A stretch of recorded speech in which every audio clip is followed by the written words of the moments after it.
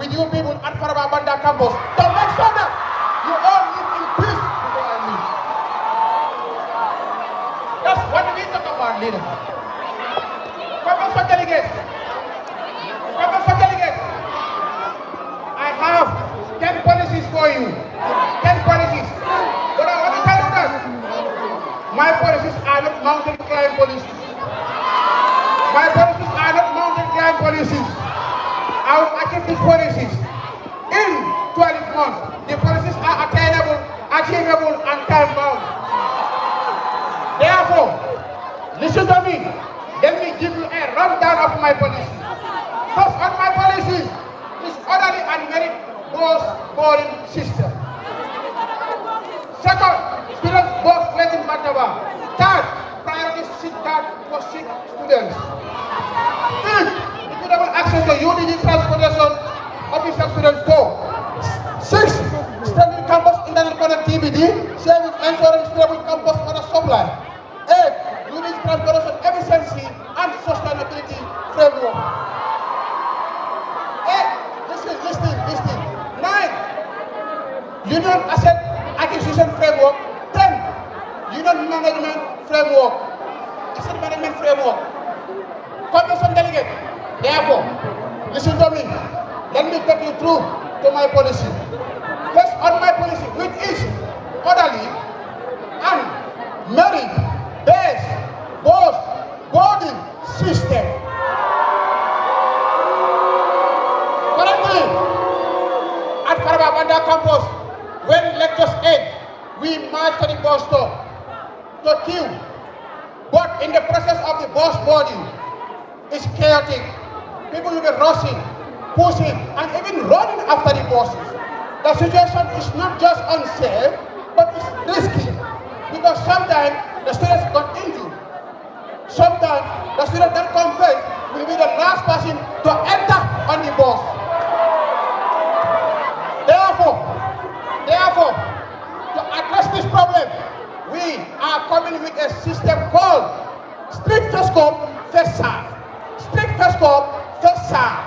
This system, we are going to print card, laminate, sign, and stamp by the SU to make sure that when it is time for bus boarding, the logistics committee will be sent on the ground to give the card to the student based on their arrival at the bus stop.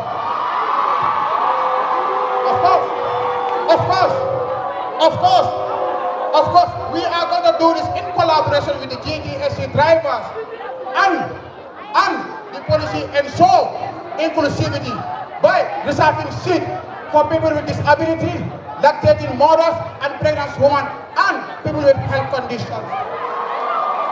When this policy is implemented, there will be no cheating at our bus boarding.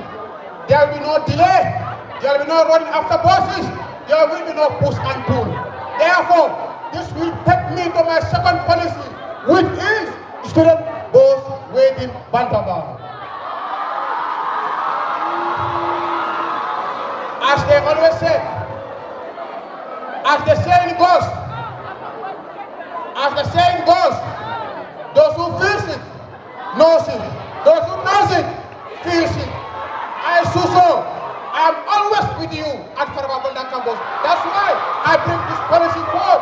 Students both work in Bantaba. After your classes, you march at the bus stop and you will make your queue. You'll be standing there for over an hour waiting for bus. You do not have place to live, let alone to sit. And you'll be standing under that scorching sun. It's inhuman. The environment is not friendly.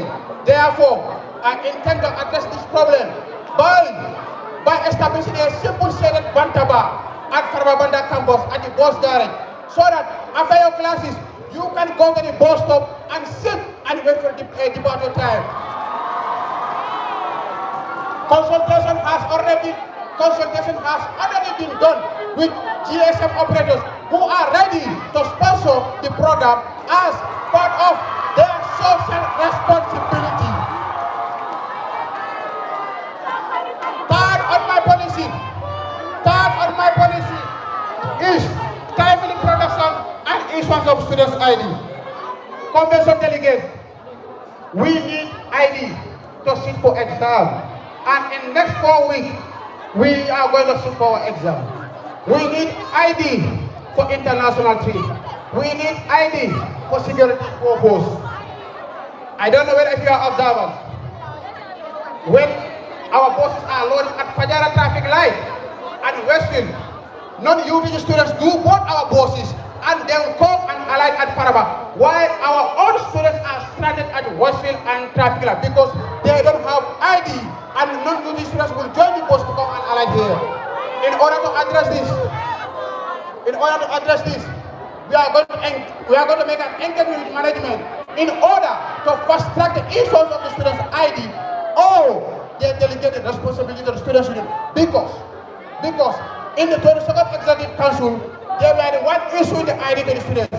If 22nd Executive Council can do it, why not 24th Executive Council for advocacy and follow? Next on my policy, which is priority seat for 6 students. That's all.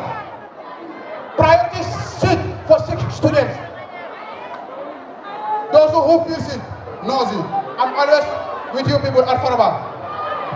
Sometimes, when the students got sick, they went to the bus stop. They cannot enjoy standing on the bus. When they go there, they take their parents to let them in the bus so that they can have a seat. Their parents will deny. They will say no because they will say they are not sick. I have seen it. And then our sisters too, when they are in their cramps, the cramps disturb them. They cannot stand on the bus. You cannot stand on the bus. Therefore, this policy is here for you people. If you are sick, or you are disturbed by your cramps, you go to the sick bay. You go to the sick bay and receive this card and walk to the bus stop majestically to go and sit on the bus without being disturbed by anybody. And of course, this policy will be done with Gender and Health Minister, who is no other person but Honorable M. Bag. Okay. Next on my policy, equitable access to UTG transport and services for official job. Convention delegates, maybe you don't know about this, but your sub-association leaders know about this. Sub-association leaders face challenges when going to international trip, community outreach, because they are required to cover the driver's per diem, which is very, very costly on them.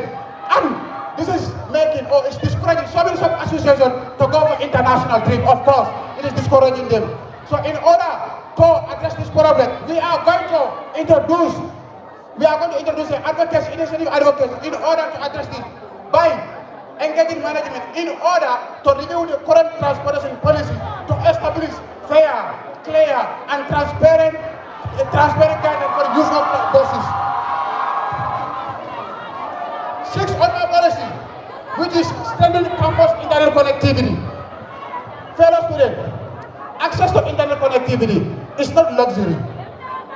It's not luxury. It is necessity. It is necessity. We rely on internet for everything. Online, research, access to academic resources. But reality in UTG, it differs because many of us struggle with slow connection and unreliable internet. And of course, you try to download something, it fails you. You try to join classes, it too far. You try to submit an assignment, it let you down. Therefore, in order to address this problem, we are going to engage management to upgrade the existing network and increase the bandwidth so that wherever you are on the campus, you can be able to connect and do your researches and of course, join your online class. Next on my policy is ensuring stable campus water supply. Fellow students, water is not a privilege, it's necessity. We need water for everything. Water is indispensable. We need water for sanitation. For sure, we need it for sanitation. Last year, I don't know if you can recall it, last semester, classes were disrupted because we do not have, or because, and get into the UTG to damage the water supply pipe, or the water pipe rather. So in order to address this kind of things, we are going to engage management. We are going to engage management in order to establish a response mechanism so that when this kind of problem occurs, there will be a quick response and to solve the water problem without our academic, is disrupted. Next on my policy, which is UTG Transportation Efficiency and Sustainable Framework.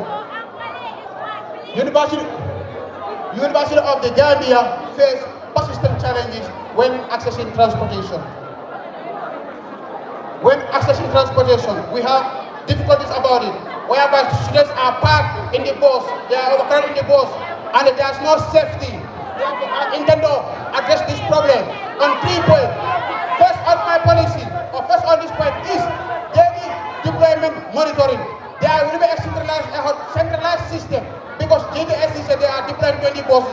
Therefore, there will be a centralized system whereby we can be able to track down the buses that are coming to Faraba, their departure time, when they reach at Faraba, and then everything about the transportation, we are going to take the note of it, so that we know whether 20 buses have been deployed at Faraba or not. The second point is without maintenance protocols. We are going to make advocacy at UTGSU because they always complain about our bosses are this and our bosses are that, and that's why they cannot bring bosses. Therefore, we are going to make advocacy for them in order for them to make their bosses so that they can meet the demand. Thank you. Hello. I want to conclude by saying, when you are stranded on your way, whom do you call? When you don't see boats, who do you call? Therefore, do not make any mistake to vote for any person who will solve because of politics. Thank you all.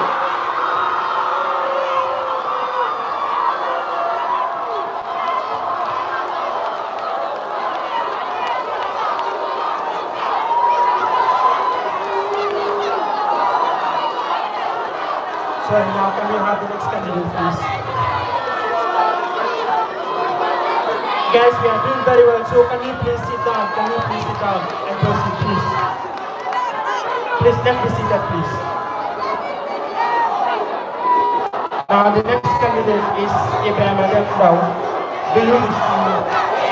So you have to tell me.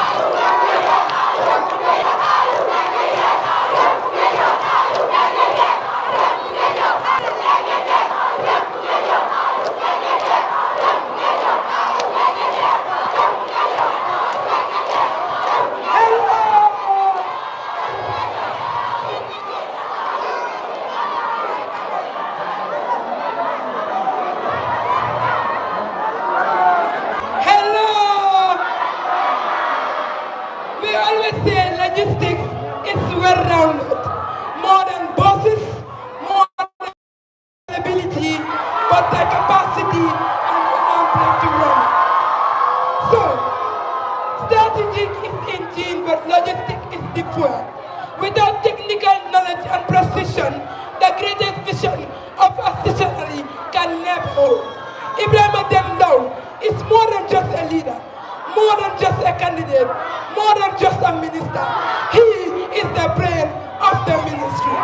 So, I present to you Ibrahim Adekbao, a proven track record for a current technical and logistics minister of the biggest sub-association, Ecomansa, former assistant technical logistics minister, member of the UTG 23rd Executive Council, organizing committee of the Dakar trip, ICE police assistant, the right man for the job. I introduce to you Ibrahim Adekbao.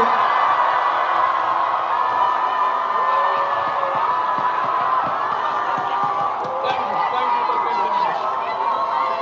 It is indeed disheartening if you don't understand your administrative functions and responsibilities. Mr. Chairman, members of the Electoral Commission, fellow candidates, Congress delegates, students of the University of the Gambia, media houses present, and all other protocols duly observed. The success of every council's activities, events, arrangements, organizations, and inspections is as a result of the midfield six of the council, which is the technical and logistics ministry. I, Ibrahim Ademgaw, have vast knowledge when it comes to logistical arrangements and the technicality in order to execute the responsibility bestowed upon the ministry. I have policies that are time-bound, policies that are attainable, policies that are implementable, policies that are here to address your needs and concerns. On my policies, regulate, re-strategize, and lobby for an improved transportation system at Faraba Bantan campus. That is one. Two, lobby for the construction of city shelters at Faraba bus stop. Three, advocate for the construction of speed bumps. It is very important. Four, introduction of what we call monthly campus inspection and maintenance needs with respective to the Technical and Logistics Ministry of Stock Association. Five, continuation, engagement, and coordination of students' ID card production, which I am in fact part of the team and work is in progress. If you don't know, you don't know. Six, introduction of what we call bidding procurement system. Ladies and gentlemen, listen keenly to these policies and know or note the difference between I and my opponent. You understand the level of quality that is in you and the level of persistence that I have in order to execute the responsibility of the ministry. Regulate, re-strategize, and lobby for an improved transportation system at Faraba campus. For the past 2 years, 11 months, students of the University of the Gambia have been suffering when it comes to transportation. UTGSU and MOHAS signed an agreement that they are going to provide 20 buses for the students of the University of the Gambia. Now, are we asking ourselves, or have we ever asked ourselves, what is the problem? The problem of this bus transportation system is as a result of the minibuses that are deployed. How many students miss lectures as a result of a minibus being deployed at a particular bus stop? How many students attended lectures late as a result of a minibus being deployed at a particular bus stop? Ladies and gentlemen, it is high time we put these problem solutions to the table of the relevant authorities in order to address these challenges. Second on it is, we have 2 buses that are donated by the Office of the President to the Students' Union of the University of the Gambia under the leadership of Osman Jasseh. This bus is currently, if you deny, go out there around the former Chancellor, you will see the buses are packed. These buses are not functional. Therefore, under the leadership of Mohammed Ngalan, they engage management to request and give them these buses. And management accept to give them back these buses. Riders for Health. This is a very important information. When I am not here standing here giving you charitable promises. These are factual things. Riders for Health, they are willing and ready to maintenance these buses to be used by UTG students equally due to the connection that I have at Jawel Company Limited as a supervisor. Jawel Company Limited are ready to provide 50% fuel discount for the students of the University of the Gambia Students' Union. Therefore, the other 50% can equally be used in order to invest in other available or meaningful resources. Second is the lobby for the construction of sitting centers. Since we moved into Faraba, due to the harsh weather condition, our sisters and brothers are experiencing things that are unbearable, things that are unimaginable.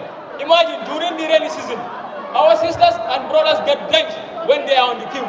During the dry season, our sisters and brothers, some of them experience headache as a result of the harsh weather condition. Work is in progress. In fact, on the 14th of this month, we have what we call Tertiary and Higher Education Trust Fund. They held a meeting regarding this, and they are willing to provide sponsorship for this thing. We are not here to promise. Additionally, day before yesterday, we had an engagement with Colomoli. They said they want to construct what we call sitting shelters. I was very happy because it seems like they are reading my mind. Third on my policy, advocacy for the construction of speed bumps. This has been a challenge. Imagine coming all the way from Faraba or from Westfield to Faraba, thinking or been in a very funny situation, whereas these boss or any other people that try on that route speeds, and this is indeed a risk to the students of the University of the Gambia and equally to myself. Engagements has already been made. Brikama Area Council under the leadership of Ismail Fadera has engaged the chairman of Brikama Area Council to construct this school pumps. Additionally, National Road Authority are willing to provide what we call technical support for the construction of these speed bumps. Fourth on my policy is the introduction of monthly campus inspection with respect to the technical and logistics ministries of sub-associations. How many of us go to Faraba? In fact, we use the toilets, and some of these toilets handles or taps are damaged. Where is the technical and logistics ministry that should conduct this inspection?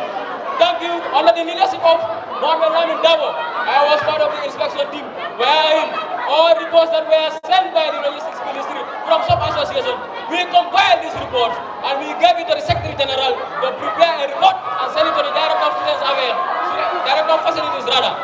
These are very important things that students need to understand.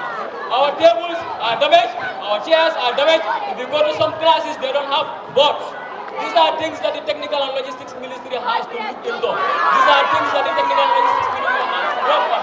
And these are things that the Technical and Logistics Ministry have to see that it is in place and in order for the betterment and the safety of the students of the University of the Gambia for convenient learning environment. Fifth on my policy. Continuation, engagement and coordination of this issuance or production of students' identity card. Students of the University of the Gambia, if you are not aware, I will tell you today, I am part of the production team from the onset, from the starting to date. I understand because these are agendas that we push in order to see the students of the University of the Gambia have what we call students' identity card. Because it is very important during examinations, you have to use your student ID card. If you don't have internet at Faraba campus or the access to log into your portal, what can you use? Your student ID card in order to have access to the examination hall for you to be comfortable and do your exams accordingly, respectfully, without being disturbed. Simon Miller. Sixth on my policy. Introduction of procurement bidding system. Whether you know it or not, annually, around $1 billion plus of your monies are spent to procure materials that are used by the council during council's activities and events. Do you know how these procurements are done? You don't know. As a technical and logistics minister, and equally a committee member, it is high time we give these contracts to the students of the University of the Gambia under what we call a bidding system policy. Each and every student of the University of the Gambia, you have an access and right to bid whenever the Technical and Logistics Ministry is about to conduct what we call procurement. This is to eradicate corruption, eradicate nepotism, eradicate favoritism, encourage transparency, and a very well-built system for the students of the University of the Gambia.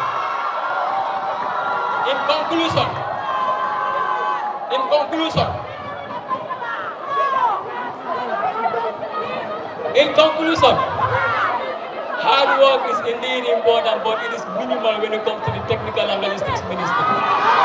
You know what we need? We have to be technically oriented, logistically oriented, time conscious, mentally stable, consciousness, and equally, you should not be a person that is suffering from automatism, wherein your body and your mind are in tandem. Therefore, ladies and sisters, brothers and sisters of the University of the Gambia, I am not standing before you to give you mere promises. If you check on my achievements, I am the first Deputy Technical and Logistics Minister, Mohamed Lamin Dabo, that helped him in the first semester to implement all of his policies. I am not here to give mere promises. I am equally a Technical and Logistics Minister of Ecomonsa. Guess what? I implemented my policies. And my deputy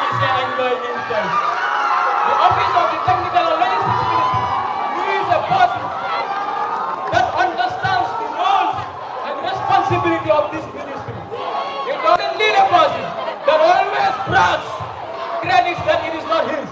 Then someone will love it double. Sometimes he even go to the paper to make sure bosses are out. Yeah, it's not open and aware of that. It is not. Ask GPS staff, they will tell you who is Ibrahim Demba. In fact, the drivers are happy and they want to move this election. You know why?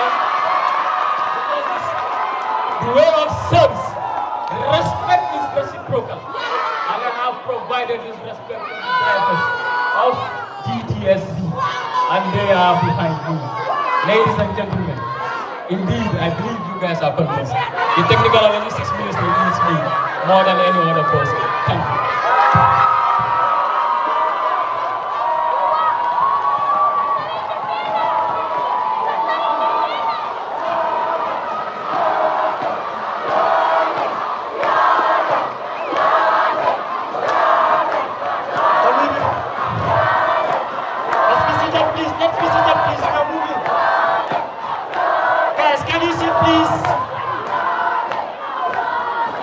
Please.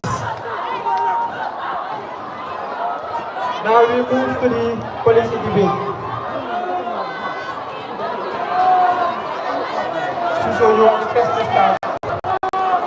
So you will first ask your question in 1 minute, and you will answer the question in 1 minute. The questions, I would remind you, that should be based on the policies. And 1 minute, please, for the question and answer.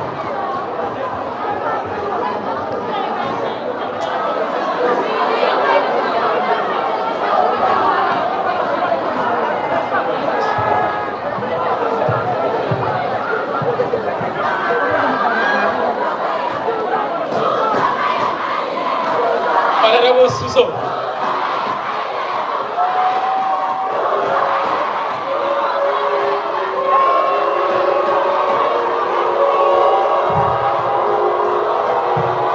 Okay guys, okay. So it's like we are spoiling things, please. It's like we are spoiling things. It has been good, please. Can we maintain the quorum, please? We are not moving until you give them the room to. So please, let's hear them out. Honorable Siso, my question to you is, you've been a former committee member of the Technical and Logistics Ministry in the 22nd Executive Council. Currently, you are the Deputy Technical and Logistics Minister of the Students' Union. You had the opportunity to introduce something. These are not policies, these are innovations. You said, mention of bus onboarding system. You served in 2 councils. Why couldn't you implement this system? Knowing fully well students of the University of the Gambia are suffering as a result of this. And you have the opportunity to do so.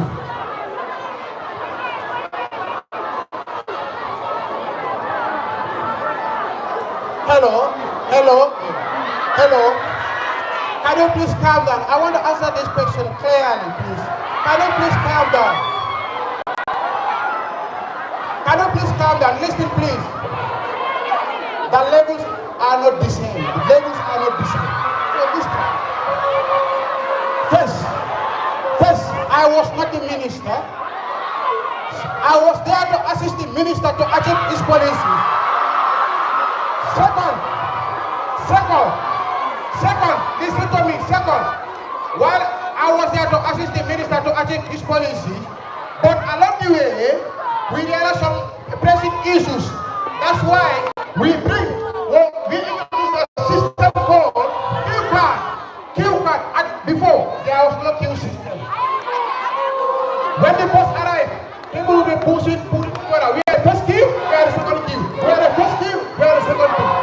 And someone who is visionary, logistical, talented, I bring a system through my office.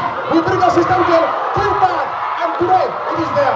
Q1, Q2, Q3, Q4.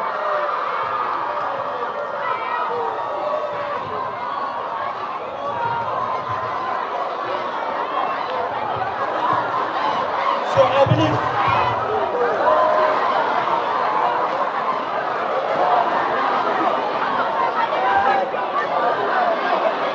we realize that some are using foul words. according to the regulations, that is prohibited. So please, it's very, very simple that we sit, listen to them. We have time to cheer them up. They are your candidates, but please, when they are speaking, let's give them the room to. Please, I don't think there is too much to ask for. Please.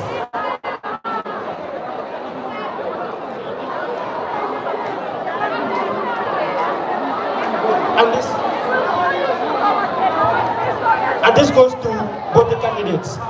Please, you have only 1 minute. Only 1 minute to ask your question, and the other candidate has only 1 minute to answer the questions. Please, let me emphasize this. So please keep your questions straight and precise. Now, Ibrahim Suso, you will ask your first question, and Ibrahim Ndao, you will answer the question. In 1 minute, please. Hello. My opponent said he was part of the ID, the time they were printing out or bringing in. I want to make him to understand that when he was part of it, we are the leaders. I'm the deputy logistic minister. Okay. In his policy, he said, but I want him to understand, he served as a deputy technical and logistic minister at DPA. He served as a logistic minister at DPA. And currently he is serving as a committee member in our ministry, where I am the boss. I head it. I'm the head there, please. Therefore, he is bringing a system, or he said he's going to bring a something called introduction, in a common introduction, whereby the campus inspection facility. But our ministry, aside every sub-association logistic minister to go for facility check and report us, but they never do it. So therefore, I want him to tell us,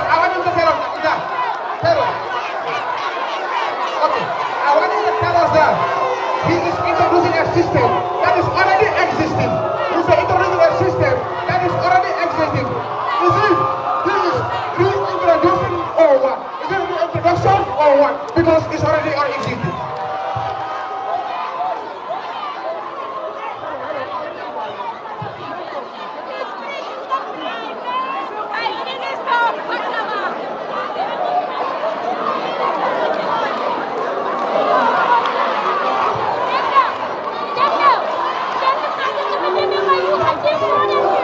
Guys, please, let's address this, please. I'm repeating this again. Please. Convention delegates. As I mentioned earlier, the success of this convention at our level depends on you. So you choose what happens, please. And the candidates, stick to 1 minute. The 1 minute that's given to you to ask and answer the question, please stick to it, okay?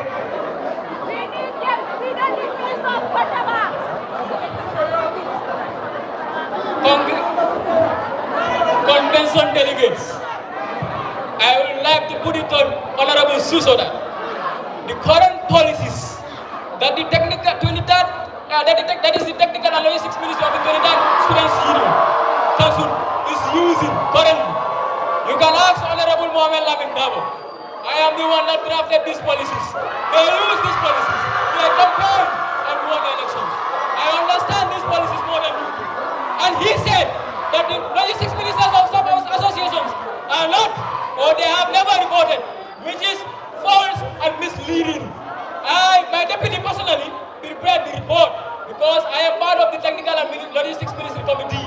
If I am involved in that report, it means it is a conflict of interest.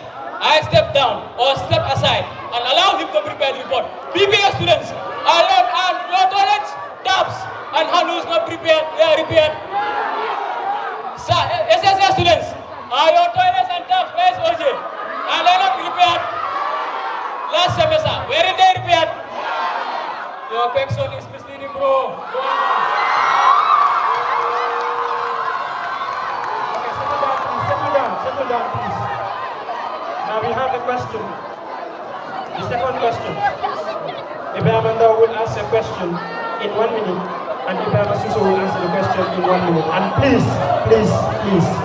candidates, please, you have only 1 minute to ask a question, and only 1 minute to answer the question, please. This is not too much to ask for, please. Sorry, I read somewhere in his manifesto that he clearly stated that he was part of what we call assets evaluation. Honorable Suso, kindly please tell the delegates how assets evaluations are done and the current assets value of the Students' Union of the University of the Gambia. They need to know. It is their assets. Okay. Let me reframe my question. He is struggling to understand my question because he has no clue. I read somewhere in his manifesto that he was part of what we call assets evaluation, and the Technical and Logistics Ministry is always part of that. Kindly tell the Congress delegates how assets evaluations are done and the current asset value of the Students' Union of the University of the Gambia, bro.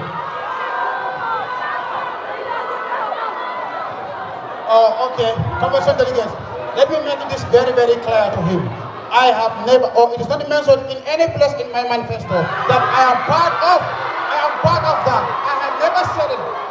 It is not there. I didn't say there. You can go and check my manifesto. It's not there. It's not there. I didn't say anything like that in my manifesto. So I want him to understand that. And of course, when it comes to asset evaluation, of course, the Auditor General is here. You understand? He'll be the one to ahead that evaluation of for sure. But I didn't mention it in my manifesto. I did not.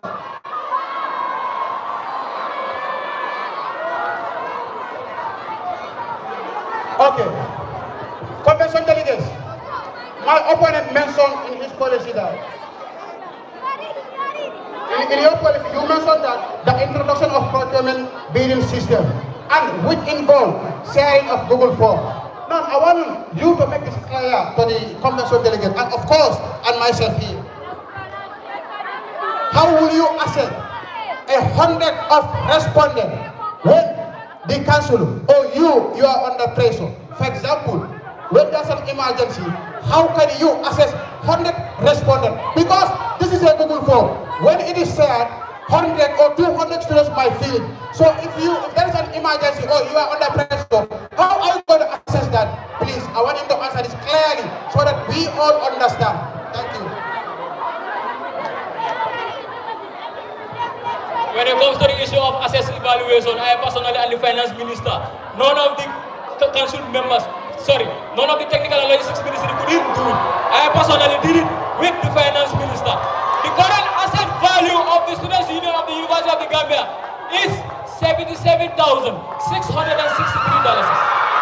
Now to go back to his question, I will answer his question next. A bidding system, he has to understand what we call administrative responsibilities. Procurement is not only done by the Technical and Logistics Ministry. There are certain procurements that we have to do. There are certain procurements that other ministries have to execute. In this case, I am going to set what we call a task force, wherein I will not be part of the task force to avoid corruption or to avoid being corrupt. That task force is going to head this bidding system. Students will bid and they are going to review those that bid based on the prices, the qualities, and the quantities of the materials that are needed, and opportunities will be given to the students of the University of the Gambia. Let's have questions from the convention delegates. But please, let's be seated, please. Now this question goes to Suso, and I quote, How is he going to collaborate with GSM operators to facilitate network in Faraba? The question reads, how is he going to collaborate with GSM operators to facilitate network in Faraba? Okay. The question says, how am I going to collaborate with the GSM operators for the networks at Farabanda campus, right? Okay, thank you so much. Well, I didn't mention in my policy, I am going to collaborate with GSMs. Oh. network. I didn't say that. I said, I'm going to engage management to upgrade the existing network. One, two. I said, I'm going to engage management in order to increase the bandwidth so that wherever you can connect. But I did not mention in my policy that I'm going to collaborate with GSM to improve the network system at Faraba. I didn't say that. I'm going to listen carefully, please. I didn't say that.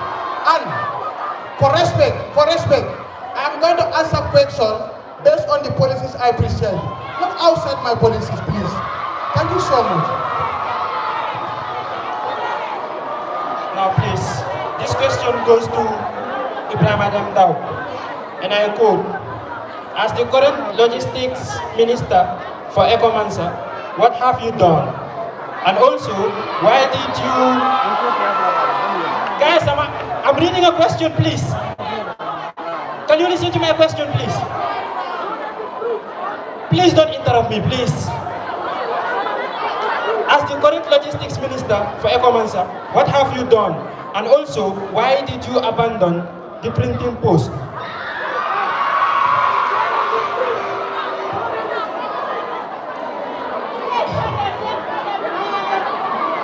The question is in two folds. One is asking about my achievements at Ecomansa level. In the history of Ecomansa for 19 good years, they never had a podium. I personally facilitated a podium for the students of the School of Business and Public Administration. I am the first technical and logistics minister of Ecomansa that introduced what we call sales and procurement standard formatting.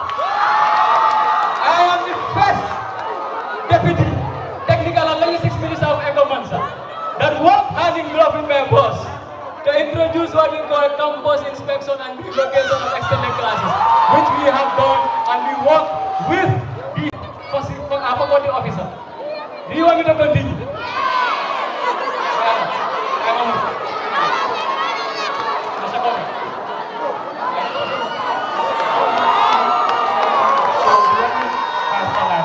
And this question goes to both the candidates. And I quote, can both candidates give us 3 things they have done to take transportation issues of students? Okay. Please. Can both candidates give us 3 things they have done to tackle transportation issues of students? Hello. Their question says, can we tell them that what have we done for the student about the transportation? Please, if you are stranded on your way, whom do you call? If you don't see bus, whom do you call? I am the one you call. I am the one you know. I am the one available for you. About the transportation. Our ministry, we make sure that the buses are available each and every day. And of course, about the transportation, we introduce a system called Know Your Driver's Initiative. We introduced a system called Know Your Driver's Initiative. And this came through my office as the Deputy Technical and Logistics Minister, who is very visionaries. This is what we got about the transportation too. So therefore, about this transportation, we have done so many things about it. So,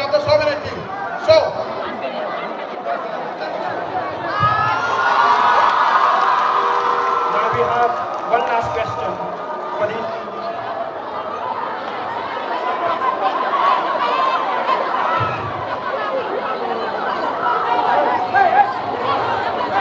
the question was for the both of them. And I read the question again. Can both candidates give us 3 things they have done to tackle transportation issues of the students? I will not stand before you guys and lie. If students are stranded on the way, ask Mohamed Lamin Dabo whether I don't go to the depot to make arrangements. Ask UTGSU drivers whether I don't do that arrangement. He is indeed fooling himself, believing he is the only one that students of the University of the Gambia do call. We have over 11,000 students currently. Do you think daily 6,000 students will be able to reach him alone? Who else do they call? Ibrahim Adam now. Who else do they equally call? Mohamed Lamin Dabo. And equally, when it comes to the brain of the ministry is sitting over there. Before he makes any decision or before he brings anything, he consults me and I give him what we call technical advice in order to execute his responsibilities.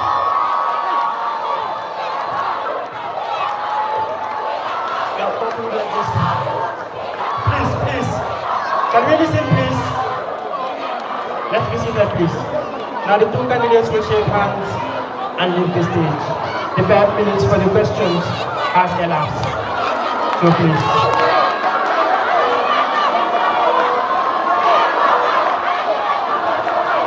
Please, help us. Thank you.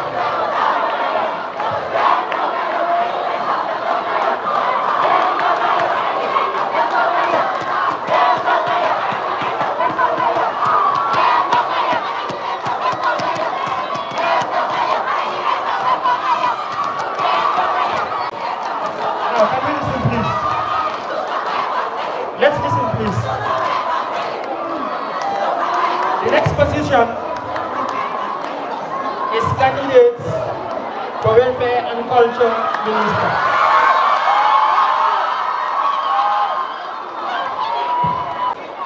Now I call on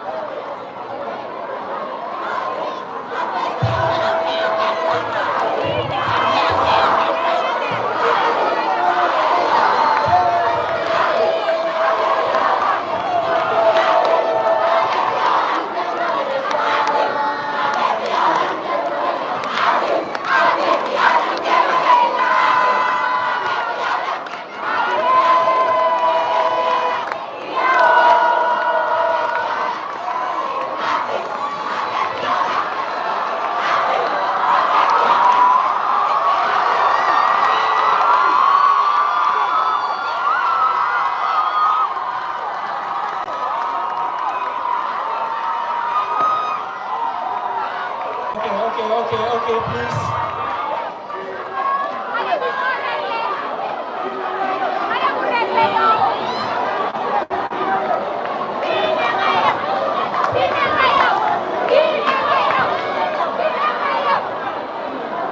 The first candidate.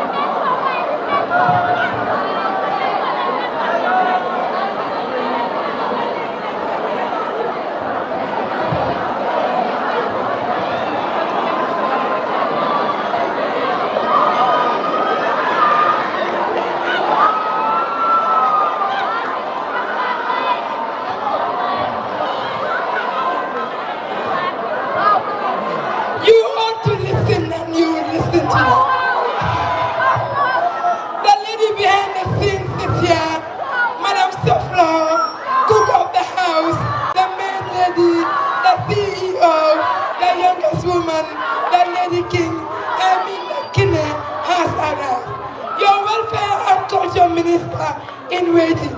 When I say welfare, I want you all to say Guinea, welfare, welfare, welfare to the most proactive leader, Guinea. Can we please have Miss Guinea how she comes the podium?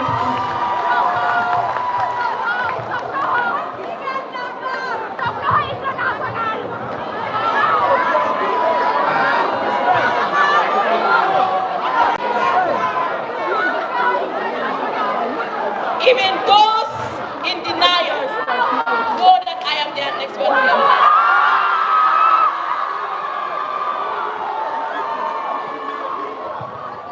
We are often told leadership is about having a seat on the table.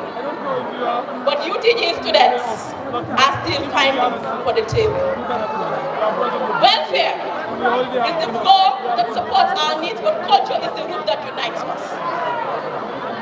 Welfare starts with empathy, but ends with being fed, being heard, being respected, and being celebrated. Greetings, fellow students. I am Patukina Sanyan, your welfare and culture candidate on the UTG Inter-School Alliance for Change. Sorry, they cannot hear you, so please, the mic. On the UTG Inter-School Alliance for Change. University students, the UTG deserves leaders who do not just revive the failures of the past, but leaders who have the technical precision to build the future. And that is no other person but Patrick Issa. Currently, I am the welfare and culture candidate of the biggest association that goes on research, the BSRA in Sosa. I do not stop there. I am the project officer of Women for Healthy Gambia, who recognizes women and support them through the four corners of the Gambia. And it will interest you to know the person right in front of you is the CEO of the university.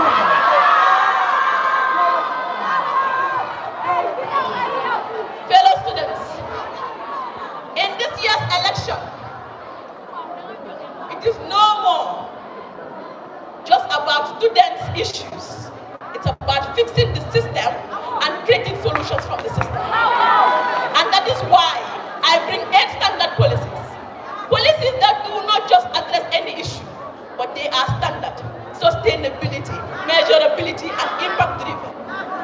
Fellow students, policy number 1.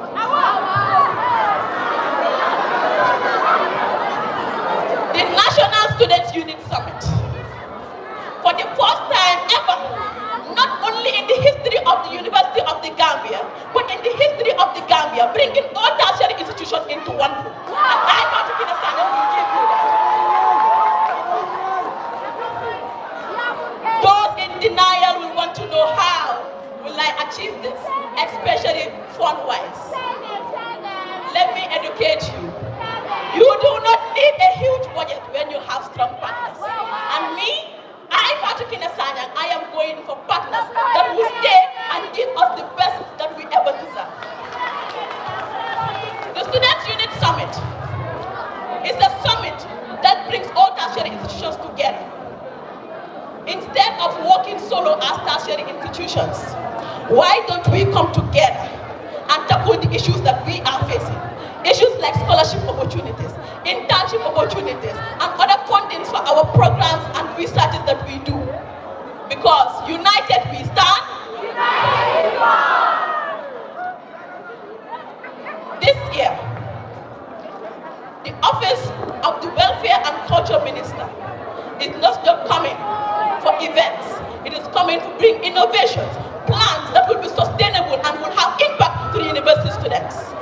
When this summit is created, we are not just going to solve problems. We are going to make the University of the Gambia the headquarters of all tertiary institutions. Our problems will be solved. Scholarship will be given. Internship will be given. And all the problems we are facing will be solved under my leadership. Nothing is going to lack.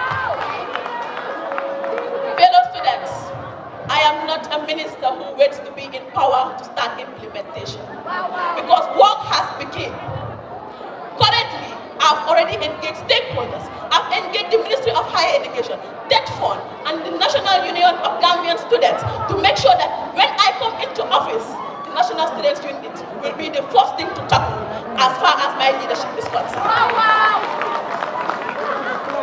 Policy number 2, the UTG Trade Fair 2.0, under the dynamic leadership of Mohamed Galang. They were able to register and earn a huge amount of money, almost to $1 million from the UTG Trade Fair. We should give a round of applause to this 23rd executive council. But this time around, we are making revenue into resources.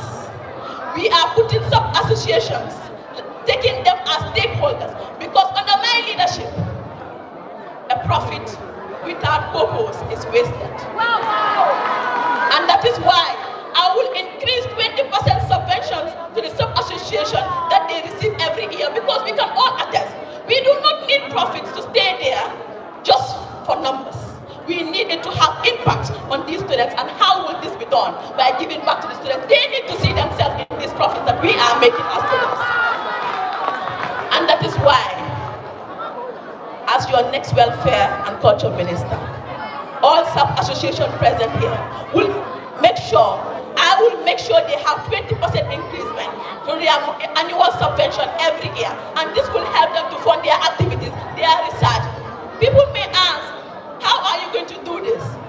Thanks to the 23rd Executive Council with the MOU they have with GCCI. I will strengthen that MOU. I will fuel the entertainment aspect, and I will rebrand the straws to make sure that we give you the best rate here that you will ever have. Third on my policies, the UTG, face of UTG beauty with purpose. We are tired of seeing pretty faces that have no impact. Now, we are going for what? The impact that the crown carries. Because the crown is heavy, but the impact is heavy. We are tired of seeing faces that do not implement anything after they are given the crown.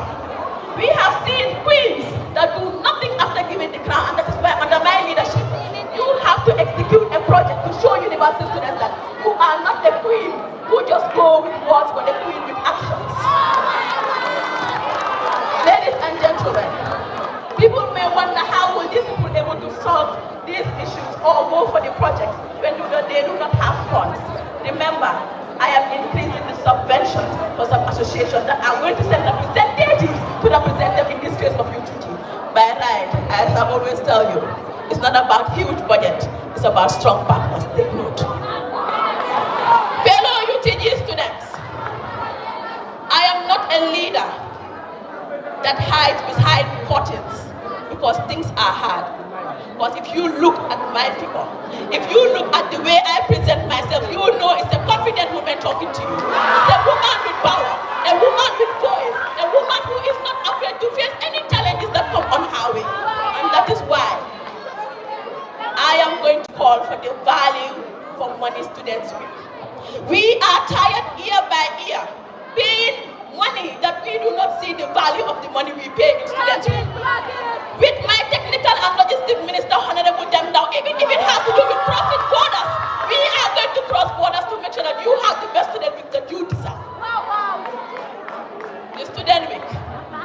For far too long, we have been undermining students who are not able to pay for this trip or in fact purchase tickets even though they have their money. I want to educate those in denial again that student week is not all about Tendaba. Student week gives the privilege for students to re-energize themselves, develop themselves, educate themselves for the next semester to come back for good grades. That is why this year, with my Honorable Information and Communication Minister, Honorable Ibrahim Mbai, we are going to bring Tendaba to your homes because he is the only certified journalist in this year's election. Tendaba will no more be just for film individuals. We are going to bring inclusivity. Everybody in your comfort zone will feel the presence of Tendaba in your home. And as your next welfare and culture minister, we do not just go to Tendaba to enjoy, but we go to Tendaba to learn, to innovate, and also have impact in our life. Lot of rumors go on tarnishing students' image in Tendaba, which is not done.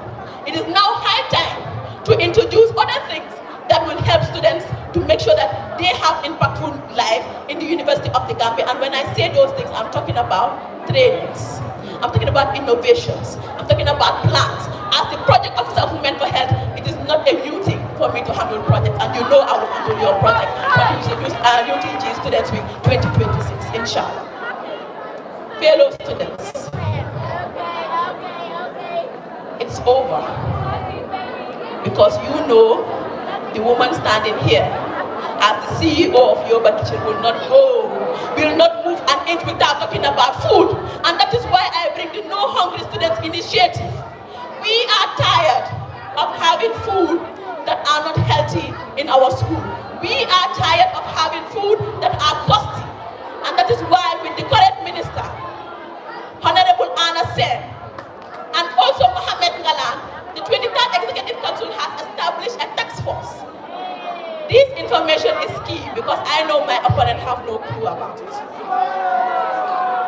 A task force is established to not only control transportation, but to also monitor the pricing of the food. Not only the pricing of the food, to make sure that the food is healthy. And I am happy to say I have the Gender and Health Minister, Honorable Nurse Nima, who will not stop, not even for a day, to make sure that your food is healthy, your food is quality.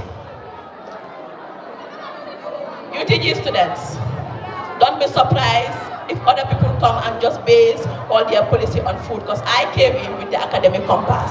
What is welfare without the students' academic? What is welfare without the students' academic and students' grades? We are tired of politicians using you as new intakes to bring you to their camp just because they want to guide you through this roadmap of the UTG courses. And that is why for the first time ever, I am going to bring the academic compass, where I will not just bring on courses that will guide you from your first year to your last year, but I will convert it to QR codes, because even those in denial will scan the codes and have their courses filled. Fellow students, convention will end today. The promises made will fade away, but our common challenges will remain. And that is why tomorrow you have the choice to vote for a leader who will stay at the sideline and observe failure. But you also have a leader who will stand for you, who will fight for you, who will go to extra mile to make sure that students' welfare is at the forefront. And that person is Patrick Kinesanya, for the Welfare and Culture Minister. So vote for the National Alliance for Change, because I am ready to serve for you. And as well, I will always tell you, even Haslim right here knows that I am her next welfare minister. Thank you.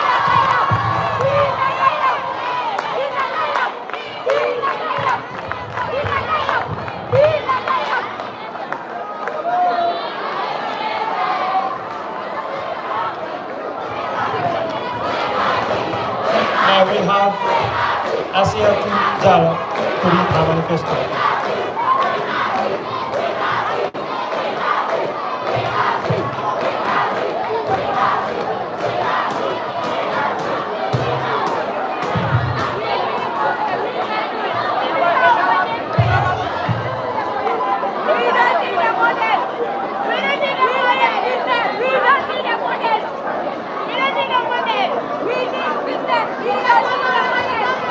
Leadership is not proclaimed. It is proven through commitment, consistency, and results. I stand before you today as evidence of that truth. Ladies and gentlemen, greetings, members of the high table, fellow students, fellow candidates, and all protocols duly observed. I am Ms. Asha Vijalo, a cardiology major from the School of Arts and Sciences. Today, I stand before you as a concerned student and also a welfare minister of the biggest sub-association in the University of the Gambia, which is the University of the Gambia Debate Association. Ladies and gentlemen, not just that, I am someone that is experienced in welfare, because since my first year in the university, I've been serving in welfare ministries, one of which is the 13th Executive Council of the University of the Gambia Debate Association. I've also served as a committee member under the Welfare Ministry of the 20th Executive Council of the Science Students Association. Fellow students, I have also served as an organizing committee member under the current Welfare Ministry at the Students' Week and a lead trainer during the Face of Tendaba 2025. I am currently serving as the Outreach and Distribution Officer at Movement Against Peer and Poverty, and I'm also served as the Deputy National Speaker of the Children Parliament. Fellow students, convention delegates, I come to this podium as a candidate that will not only rely on the kitchen to win your vote loyalty, but to give you the facts on how welfare administration and leadership are run, all in one, as a seasoned welfare minister. To give you a rundown of my policies, starting with policy number 1, which is the Made in UTGSU job fair. 2, coordination of the implementation of the phase of UTG platforms. 3, revitalization of the UTGSU retreat. 4, UTG Got Talent. And 5, consolidation of the convocation guarantee. 6, sponsored work and health and screening days. 7, strengthening welfare feedback system. 8, student welfare support and awareness. 9, trade fair, expansion of the trade fair. And 10, cultural and heritage day. Now to my last policy, which is expansion of the Students' Week. Ladies and gentlemen, starting with policy number 1, which is the Made in UTGSU job fair. As the highest learning institution of the Gambia, it is unfortunate that access to the job market is extremely difficult. And when voted into office, I will want to bridge this gap. I will organize the first ever Made in UTG job fair to ensure that students will learn from different institutions, from different sectors, and also explore intensive opportunities. On the other hand, institutions will get the opportunity to interact with the most brilliant and capable students in the University of the Gambia, because these are the students that go into institutions and make them great. Fellow students, moving on to my next policy, which is coordination of the face of UTG platforms. As not just an observer, a contestant in the face of UTG 2025, and also a contestant and winner of the face of the NAMA 2024. I have the first-hand knowledge and know the importance of a platform. I know the priorities, and also every year students from different schools and faculties come up with brilliant ideas aimed at addressing societal issues and challenges that we face in our community. But most of the time, these platforms do die on stage. And as a beauty queen, what I intend on doing is to collaborate with different institutions to ensure that we have stakeholders and experienced people and experts on these special platforms, so that they will come, get to know what our contestants have for us, the impact they have for us. In this way, they will be able to realize that the face of UTG is not just about beauty. It is about solving the problems we have in our society. Because every platform speaks volume. Every platform solves a problem. Fellow students, on the other hand, I will also ensure that I collaborate with the incoming, with the Secretary General, because we have only one Secretary General, right? So I am going to ensure that I collaborate with him and the rest of the council to ensure that platforms are being well coordinated, and they will be given a timeline in which they are going to implement their platform. Not just that, I will collaborate with the upcoming IPRO to ensure that we provide these people with platforms. And when I say platforms, these are going to be radio talk shows where winners of the face of UTG will come, given a priority and also a platform where they could explain, educate people, talk to them about the importance of their platform, raise awareness and sensitize people about the societal challenges that we have. And next on my policy, ladies and gentlemen, I have the revitalization of the students' retreat. The students' retreat, which was introduced by a welfare minister from a coalition council. Not just that, the coalition welfare minister have been the ones to be organizing retreats. And this year, unfortunately for us, we do not have a retreat. And when voted into office, I will ensure that I revitalize this. Collaboration with the Secretary General, we will have a timetable or a scheduled plan of all sub-associations to ensure that we organize this retreat at a time that is favorable, most especially for the students from Banjul, which is the NSA and also the Unigamsa students, because these are students that are part of us. Also, we are blessed to have members in UTG, one of which is the current speaker of the LB, who is no other than Mr. Yusuf Ajata. university, and I will ensure that I collaborate with them and the incoming sport minister, Mr. Charna M.B. Jallo, to ensure that we organize more fun games in this retreat. So, by doing this, students will be attracted to our events because we have students that actually love to party, but most especially to have fun and games. And also, I will collaborate with the incoming IPR to ensure that we have a good PR system for the retreat. Ladies and gentlemen, this will lead me to my next policy, which is no other than but the UTG Got Talent. Fellow students, we have a lot of students in the university that are blessed with great talents, but have not been provided with the platforms, or let me say enough platforms to be able to showcase this.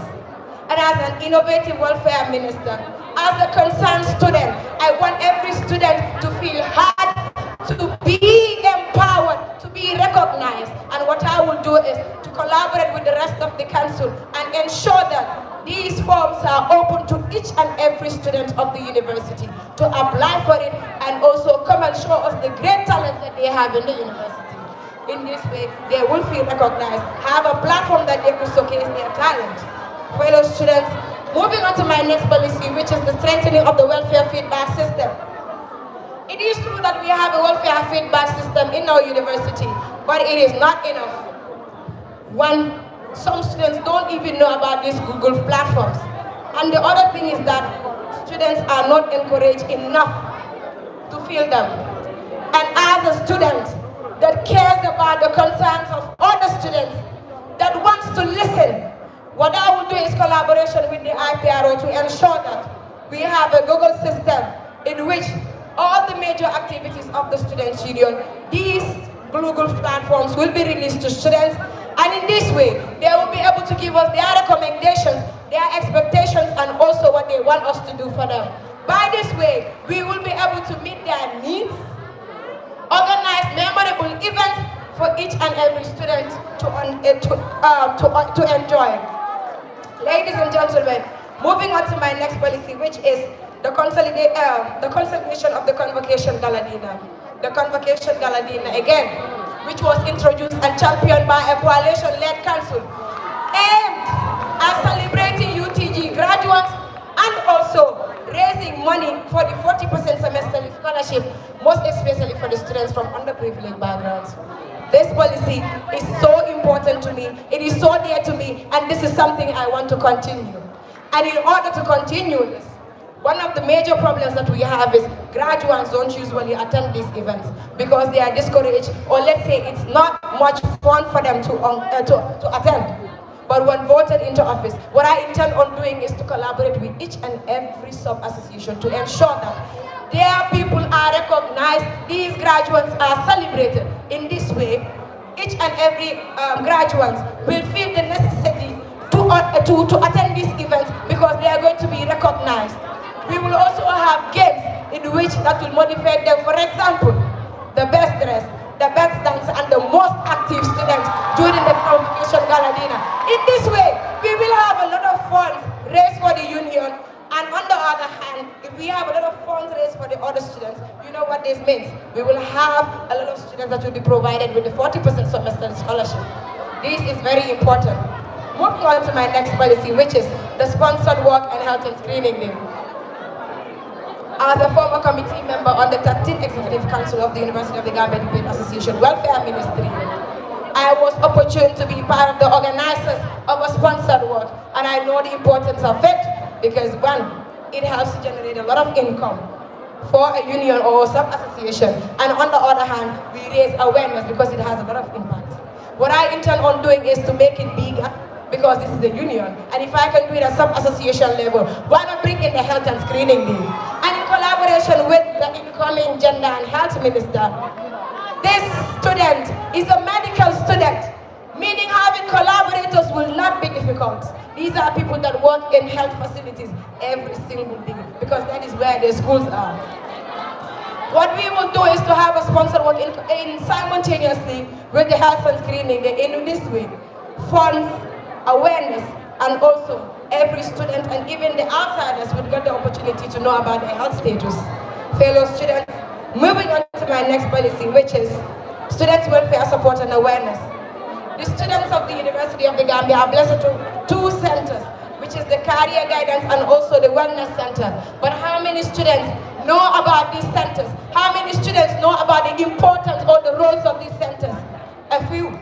And when voted into office, in collaboration with the IPRO, we will ensure that we raise awareness about these centers and also the roles and impact they have on the lives of UTG students.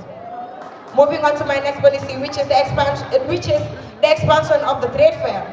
Ladies and gentlemen, I have organized trade fairs for 2 years, 2 consecutive years, one of which I was the head of organizing team of the welfare ministry that had this as a policy. And on this journey, we were able to generate a lot of income, up to $1 million plus. If I can do this at sub-association level, why not at the students' union?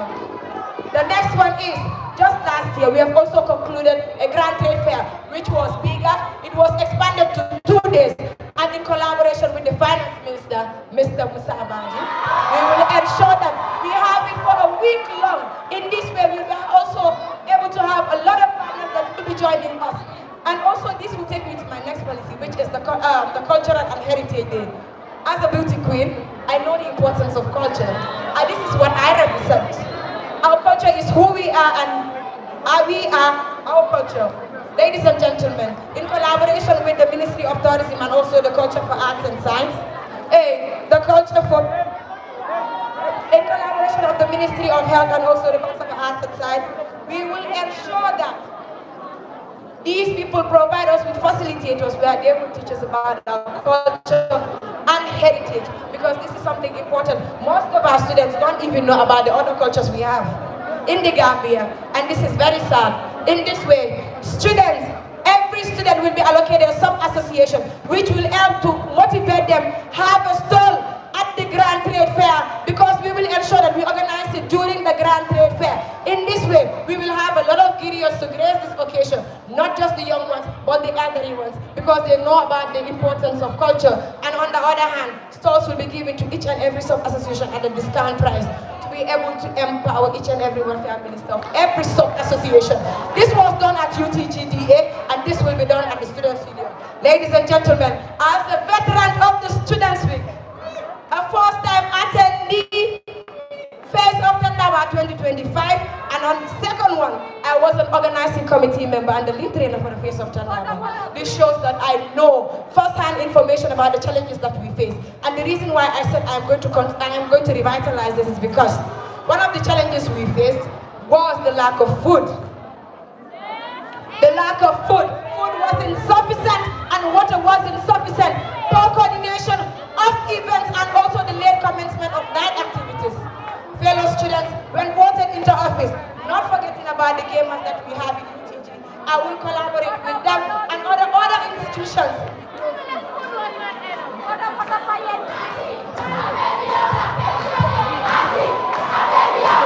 We move to the policy debate, please. Can we be seated now?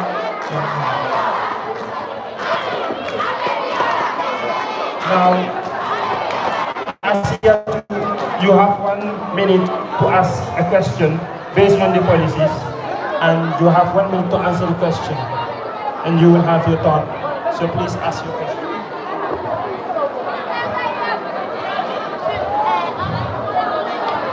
Ms. Fatukina Saja, you said you intend to embark on the National Students Unity Summit to bring together tertiary education institutions, including universities, since they are all faced with similar problems and challenges. As a senior leader, I expect you to have done a fact check and the background findings on the implementation. My question is, what are the categories of the tertiary education institutions in the Gambia? Give me 5. I can also help by giving you 2, which is the universities and also the technical and vocational institutions. Now please name the rest of the 3.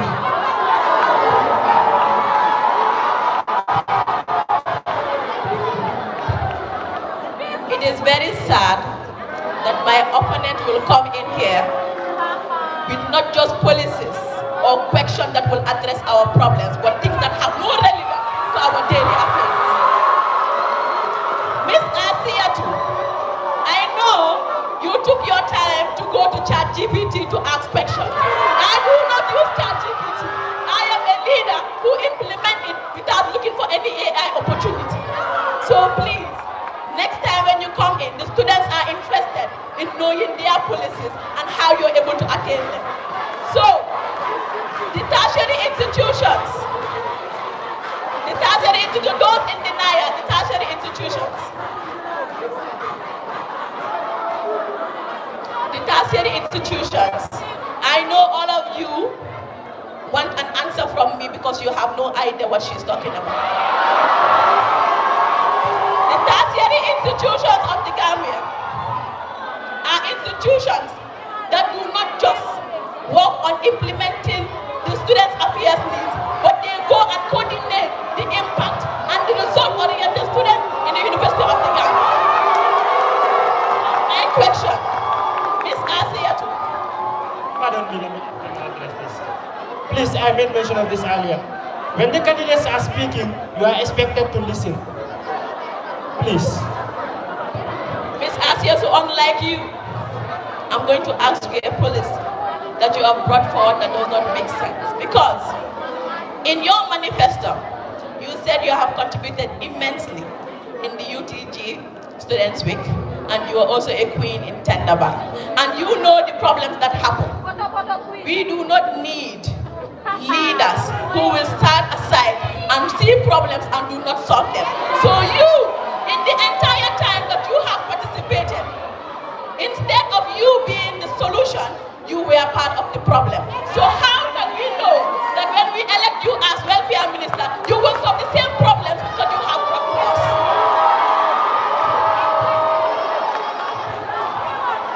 Fellow students, at first, I was a contestant and also the first-time attendee, right? Meaning where powers were limited. But the second time, I was an organizing committee member, not a welfare minister. My powers were limited. I can give suggestions, but these are not things that I can implement because these were problems or these were initiatives brought by the welfare minister. I can only help her implement it, but I don't have more powers or the biggest powers, let's say, lead that. I was an organizing committee member. I was the leader of the face of Tendaba. We have the queens here. Ask them what were the challenges they faced during the training, because that was what I was more responsible for.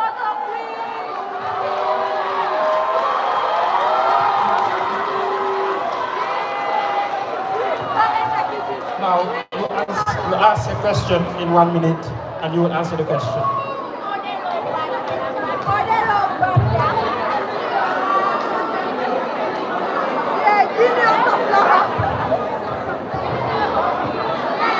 Ms. Fadikina Sanyang, again, you made mention of the cafeteria, right? You proposed and spoke about regulating cafeteria, no prices, make them affordable for students. However, these vendors operate within the broader market where prices are driven by national inflation and supply cost factors. Even government of the Gambia struggles to control. Given the reality, how exactly do you intend to enforce price regulation at the university? Next time, before you come to the podium, please be informed. Because a task force has already been established by the current 23rd Executive Council, who has already had discussions with these officials and the vendors, and the fixed price has already been made. Half bread will now cost $35 because a fixed price has already been made. When I come in as your next welfare minister, is to ensure that these things are implemented and it's not a one-day thing. Ms. Asiatu, next time, know that my ministry and my policies are not just policies by word, but policies by action, because I am the CEO of your opportunity. Ms. Asiatu, my question.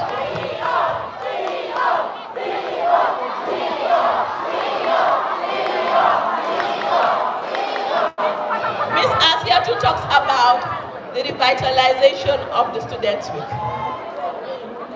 As a candidate vying for the welfare and culture position? Why do you focus on failures of the past instead of building something new for the future?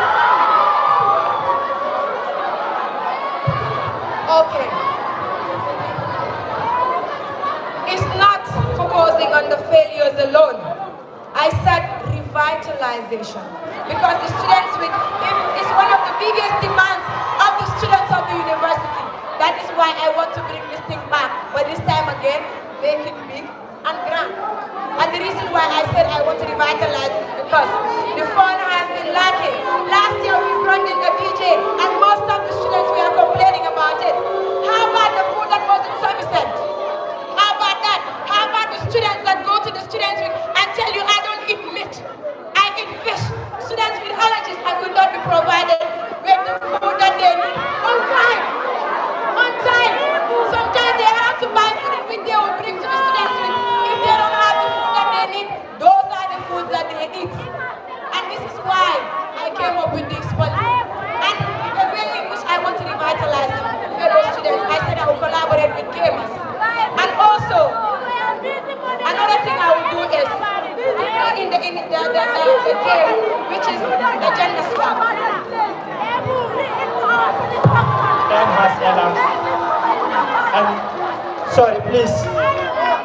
The questions from the convention delegates unfortunately will not be asked because the 5 minutes that was allocated is already exhausted. So please, sorry. You will please shake hands and leave the stage.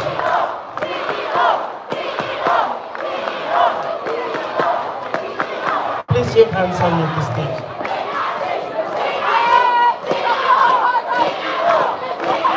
Ben.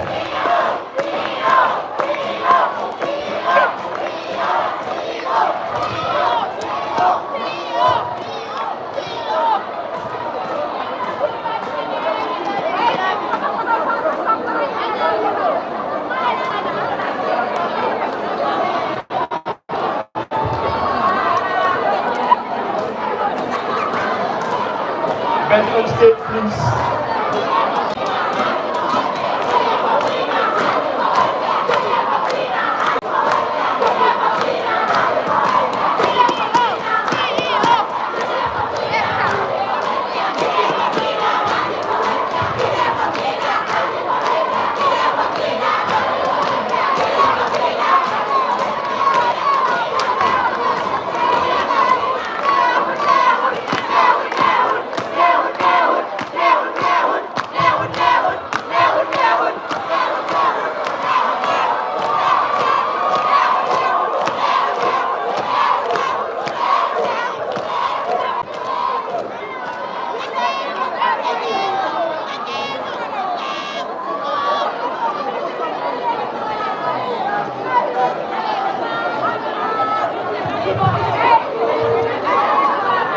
Good afternoon. And once again, we would like to thank you for your cooperation throughout this time, and we are adhering towards it. And now we are going to move towards Education and Research Minister.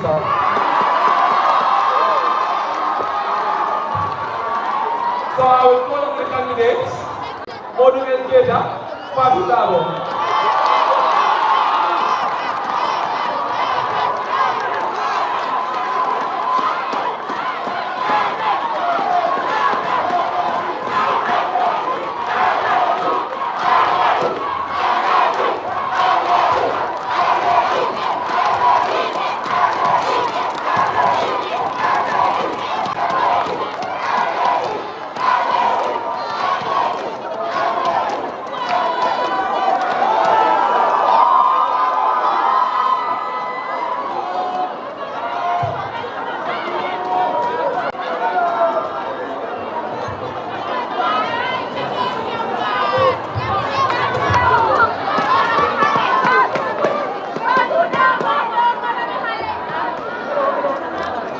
So we will start with Modu Elketa.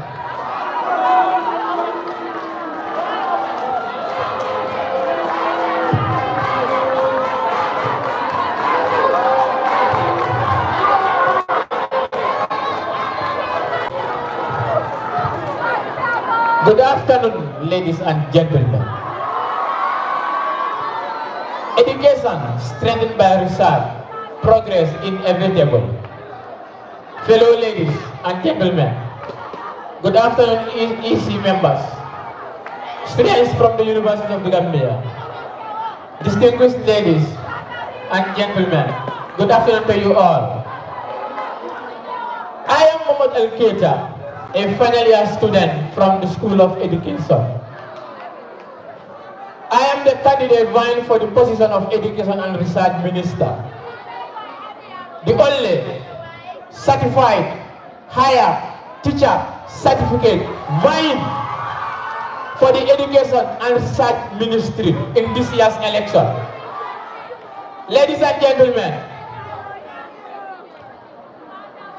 I have served a decade in a classroom nurturing young Gambians across the length and the breadth of this country.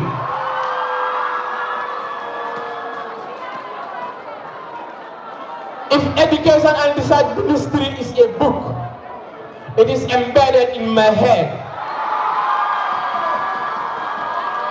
Ladies and gentlemen,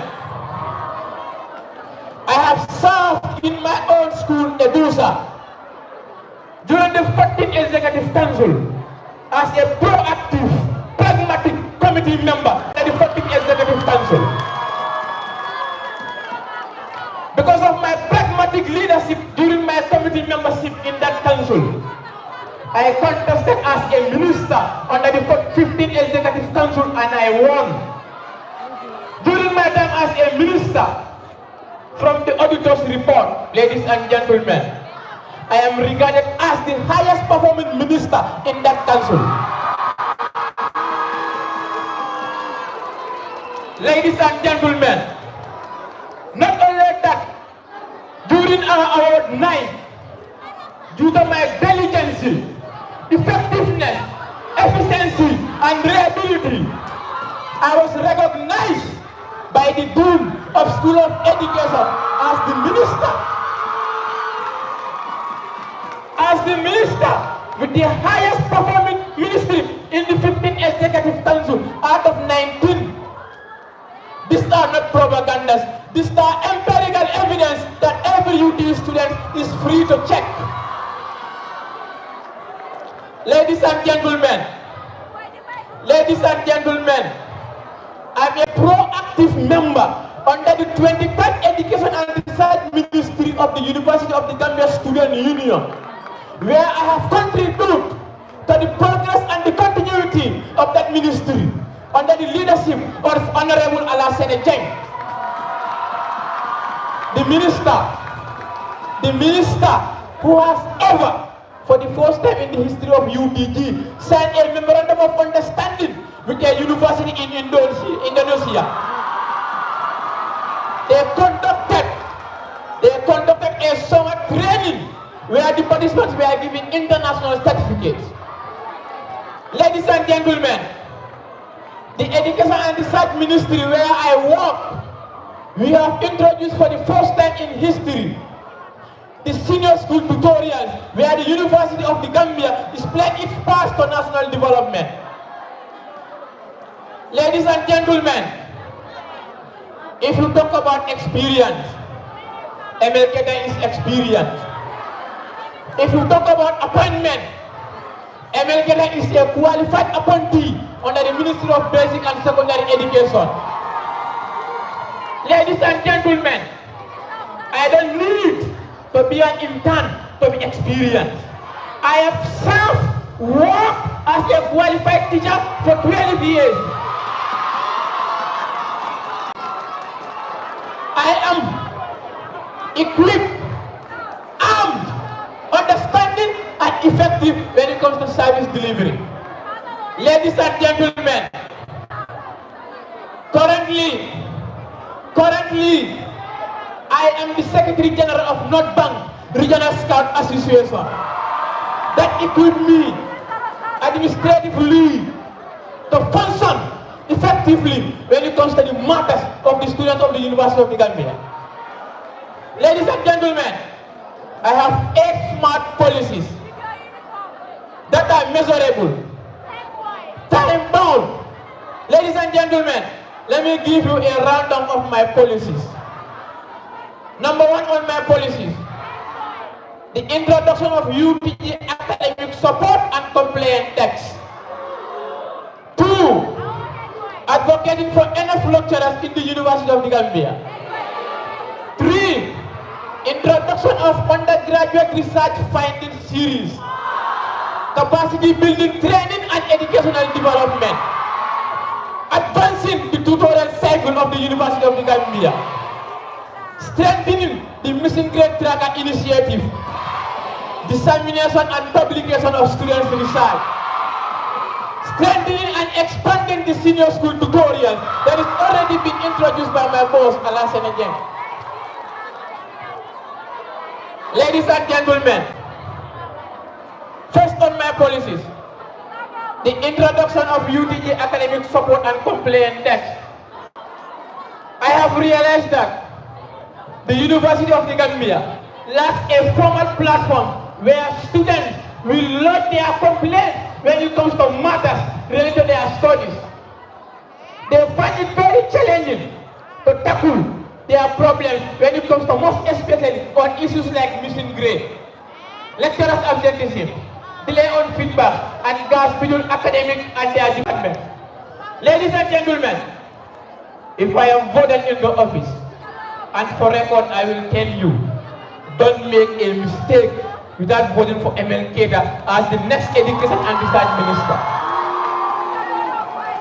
This academic support and compliance tax is going to help the entire university students from Banjul to Faraba. If you have problems pertaining to your academic studies, most especially missing grade, lecturers are not coming to classes, you are also denied or lecturers are always absent.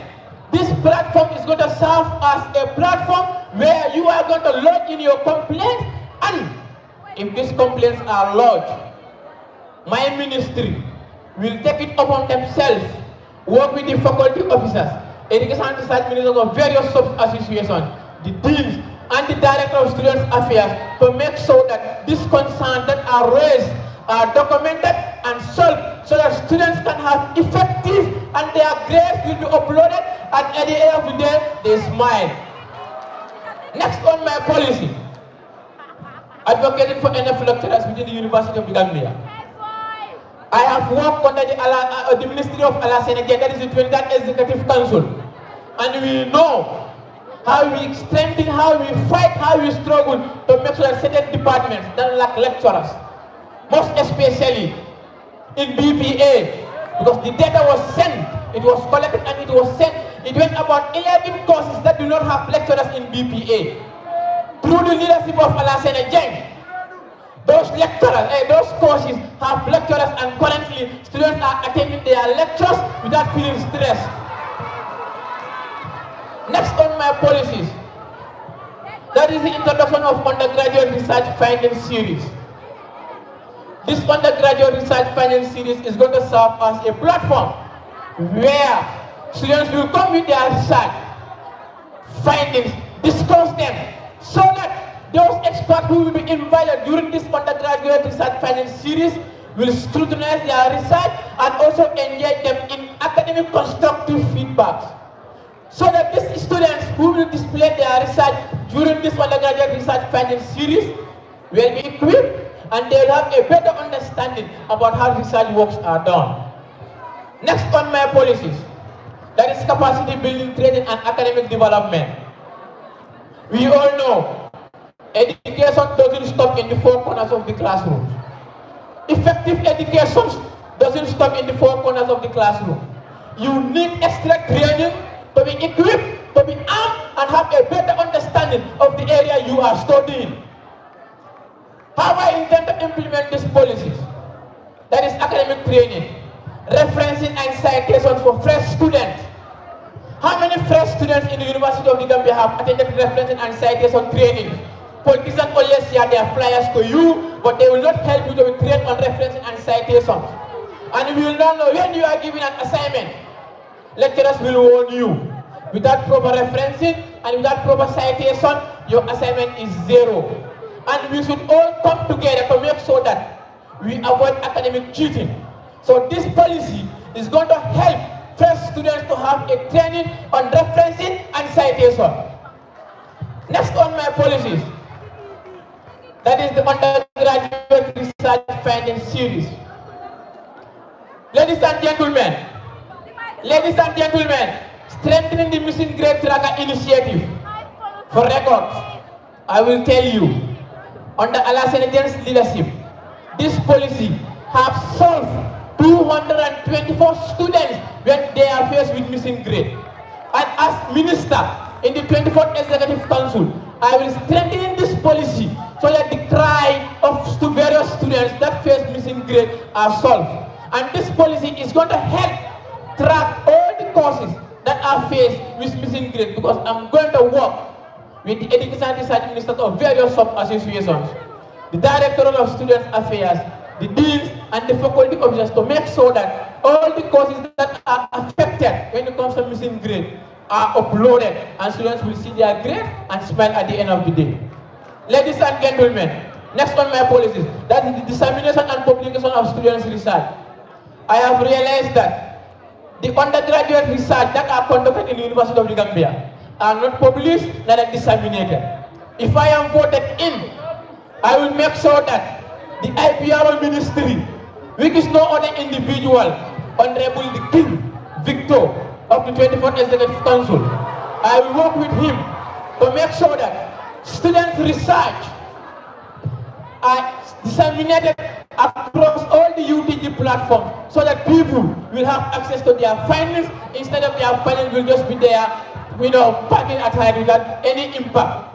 Research is for impact, and students have to get access to their researches. If I win, come tomorrow. If I win on Friday, I will be declared as the winner, inshallah. This policy is going to be implemented immediately. Next on my policies, that is the strengthening of the tutorial cycle. Strengthening the tutorial cycle. I will make sure that the tutorial cycle is strengthening across all schools, because I have realized that not all schools are following the current tutor criteria selection for all tutors, because every politician wants to become a tutor. If I win, there will be a standard criteria for tutor selection to avoid unnecessary tutors who just want to be politicians, want to start with their flyers. Ladies and gentlemen, leadership is not about title. Leadership is about vision. If you believe in vision, you have to believe in vision of service. If you believe in vision of service, you have to believe in vision of impact. If you believe in impact, I owe you all to unite. Because when they say when the hearts, the souls, and the minds are united, even the impossible becomes possible. Rally behind me. Come tomorrow and cast your vote for me as your next Education and Research Minister. Thank you.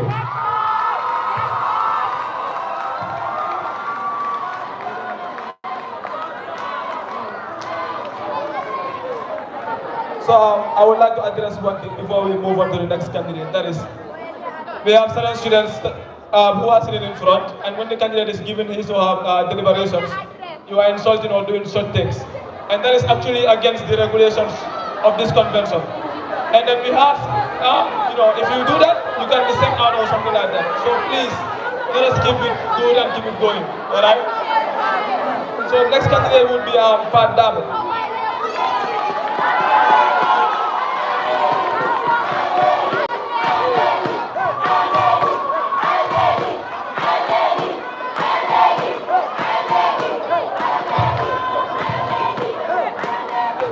Ladies and gentlemen, when we talk about education and research, it doesn't precisely have to do with becoming a teacher or being a teacher.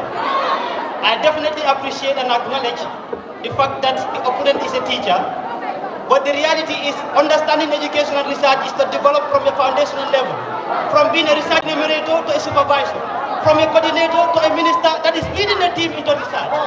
Ladies and gentlemen, I present to you today a lady before me. She is no other but Miss Fatou Dabo. Miss Fatou Dabo is the only competent candidate vying for the position of Education and Research Minister. Ladies and gentlemen, without much ado, I would want to present Miss Fatou Dabo in two folds. One, educationally, what has she done and achieved? academically and research-wise, what has she done and achieved? Ladies and gentlemen, let's start with the research-wise. Ms. Faruda was standing before me in her earlier days in the University of the Gambia. She served as an enumerator on the 22nd Executive Council of the University of the Gambia Students' Union Research Team. Not just serving as an enumerator, but she grew up from there. The building is growing to the roof level from foundations. She became a supervisor of a research conducted by the 21st Executive Council of ECOMANSA in 2024. Ladies and gentlemen, Ms. Farudabo, standing before me here, later grew up into a different portfolio. What was that? She grew up as the female education and research minister of the School of Business and Public Administration. This is a position that no other female has ever manned in the School of Business and Public Administration. I acknowledge the fact that the opponent said the publications of research in UTG has not happened. I believe that is absolutely incorrect. The reason being that various councils, including the participation in various researches he has done, are published, not just by journals in the Gambia. Internationally recognized journals have published those works. So that is realistic. Ladies and gentlemen, this is not a story. This is not a moment of thinking. This is reality, this is service, this is evidence, this is impact, and she has done that. Ladies and gentlemen, let's look at the educational and academic side. What has she achieved and what has she done? Ms. Farudabo has served as the first female tutorial chairlady of the School of Business and Public Administration, helping students from the first year to the second year, from the achieving students of the third year to the post-forwarding students of the final year. Ms. Farudabo has supported every individual in the School of Business and Public Administration in this journey. Ladies and gentlemen, I present to you the lady that we have proposed, the lady that comes with ambition, the lady that has done the work and has still the work. Ladies and gentlemen, the lady that has not just done the work, but the lady that has done it, that everybody has seen it. As we speak currently, she led a team that is impacting on an ambitious research across the nation, from the Gambia to Senegal, comparatively analyzing horticulture. Ladies and gentlemen, I present to you your candidate, your aspiring candidate, your next incoming education research minister, Ms. Faruda.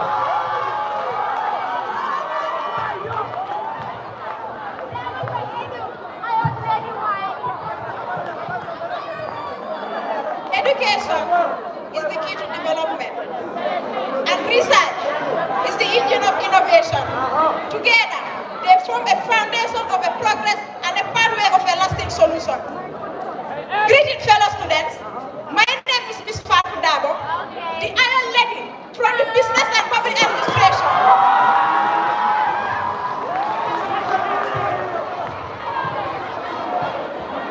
My name is a household name in School of Business and Public Administration. Not only in School of Business and Public Administration, but in the University of the Gambia at large. The lady standing before you is regarded as the first of many. I, Fatou Dabo, serve as the first female education and research minister of the biggest sub-association within the University of the Gambia, ECOMANSA. Equally, I, Ms. Fatou Dabo, equally serve as the first female tutorial chairperson, where I oversee tutorial activity within the School of Business and Public Administration. And not to forget, I, Fatou Dabo, serve as the first female to tutor a course called econometrics. And everybody that knows research knows why and knows how econometrics is related to research.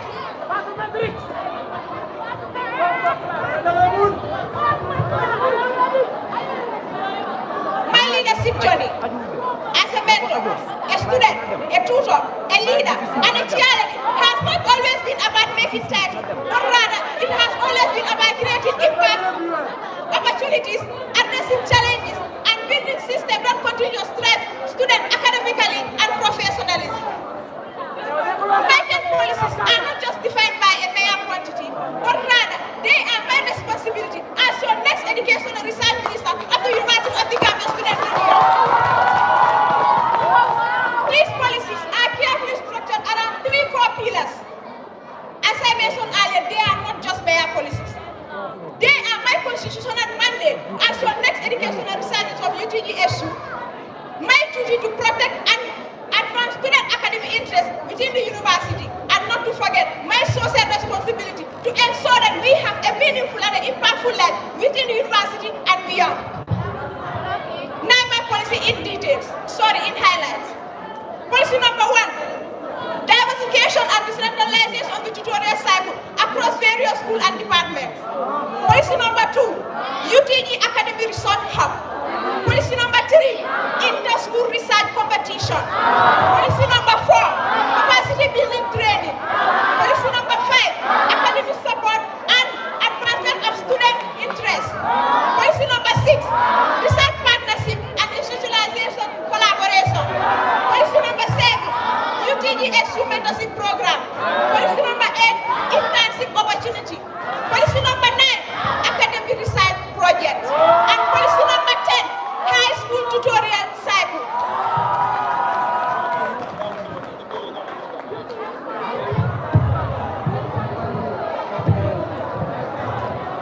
Now my policies in details.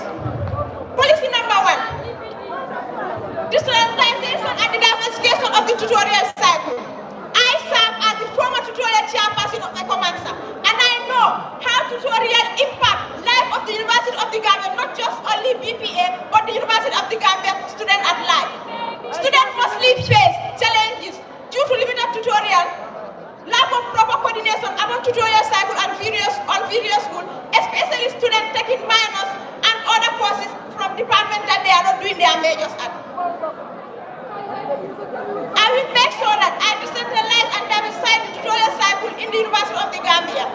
I will work closely with the tutorial chairperson of various schools, where a dedicated task force member will be appointed from my ministry that will be overseen by a tutorial chairperson of UTGSU. These people will supervise, monitor, and equally give support to tutors across various schools.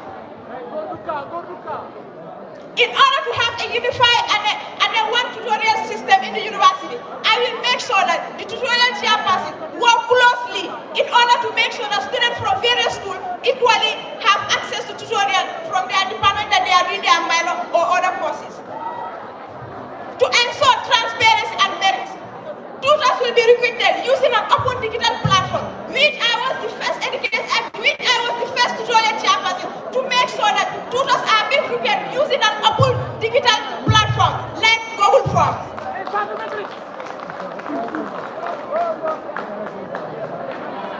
To make tutorial more inclusive, tutors will be encouraged to conduct tutorial physically, online session, evening lectures, and equally recorded sessions will be shared on various tutorial platforms. This will strengthen the collaboration between schools and tutorial initiatives, and equally it will improve the performance of UTG students academically. Now to my policy number 2, UTGSU Academic Resource Hub. Access to knowledge, academic resources, lecture note should not be a bare privilege, but rather it should be a guaranteed trust with every student. Mostly, students face difficulties in accessing lecture materials, past papers, course outline, course framework, and even recommended textbooks from the lecturers. I will collaborate with my ICA, which is no other person but Honorable Ibrahim Ambai, to establish a resource hub, where lecture materials, lecture slides, course outline, course framework, and recommended textbooks will be uploaded for the benefit of students at large. This academic resource hub will not just be there just to like an investment setup, but it will empower students academically and prepare them to have a very fair or early preparation of the courses that they will be doing semesterly. Third on my policies, inter-school research competition. Students always engage in research activity only on their final year when they are doing their thesis writing or project work. I will make sure that my ministry conduct the first ever inter-school research competition where students or where school will appoint or nominate researchers and team of researchers that will do their findings and submit.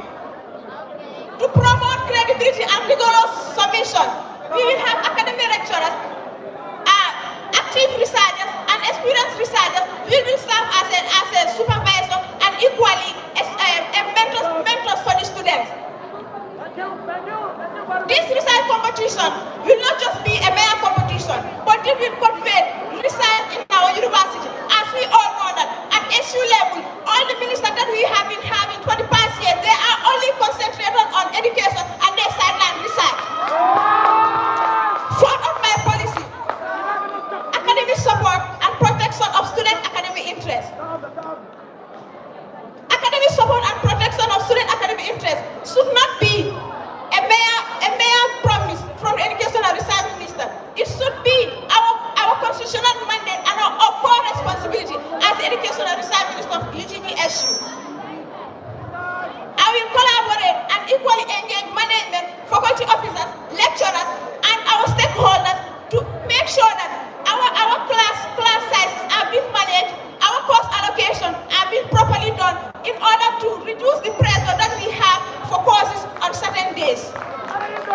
Fifth on my policy is UTG mentorship program. What is going to UTG without knowing your career path? What is the reason of going to UTG without knowing your career path or the course that you are doing? At the end of the day, what is it going to benefit you? I will make sure that I conduct a mentorship program where students will have access to academic lecturers and also professionals to guide them on career guidance and know the path that they are taking and what will they become at the end of the day. Fifth on my policy is academic research project. As a conditional mandate, Section 17, subsection C, the Educational Research Minister should conduct academic research activity which includes workshop, academic project, symposium, and the list goes on. I shall pledge to fulfill this promise. Final on my policy is high school tutorial cycle. It is a constitutional mandate, not a promise that was brought by the parent minister. Section 17, subsection C says that the Educational Research Minister of the UTGSU should equally give tutorial to high school, especially when they are doing their exam period. On that note, I thank you for your kind attention.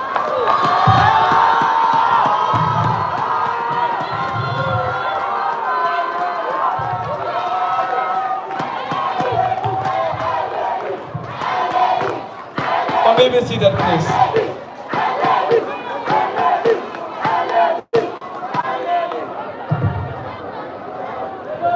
Yes, so we now move to the policy debate.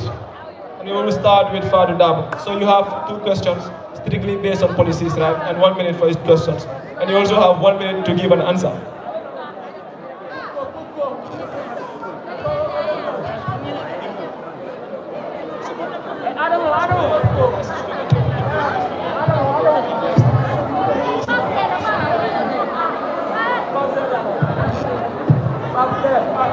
My opponent here make mention of advocacy,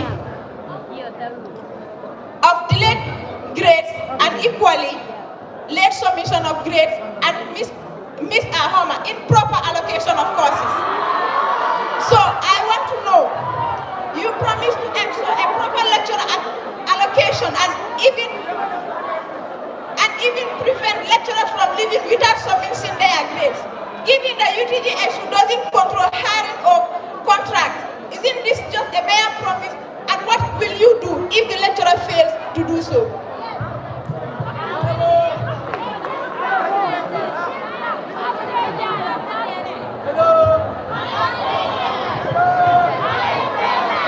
Ladies and gentlemen, my policy said advocating for enough lecturers within the University of Gambia. There is nothing impossible without advocacy. When advocacy is my strong pillar, there is nothing that I'm not going to achieve in that policy. Because advocacy brings solutions. I said I am going to advocate. I am not going to employ because I don't have the finance. I am going to advocate for UTG's departments to have enough lecturers. Thank you.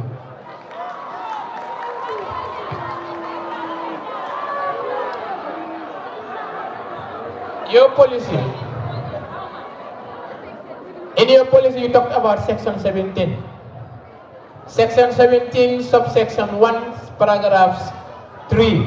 I want to explain to the convention delegates what does Section 17, subsection 1, paragraph 3 talks about. Let me repeat if you don't get it. I said Section 17. Subsection 1, paragraph 3 talks about an issue. I want her to explain that to the convention delegates.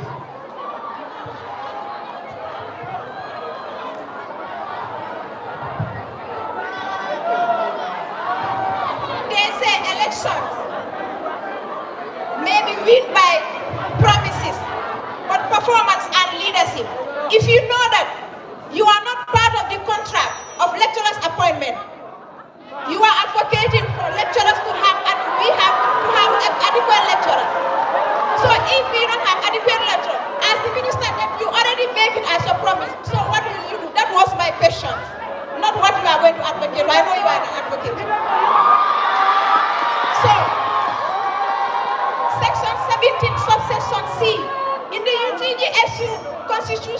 have A, B, C, and the rest goes on. I don't know what about section 17 subsection 3. So let my opponent tell me about that.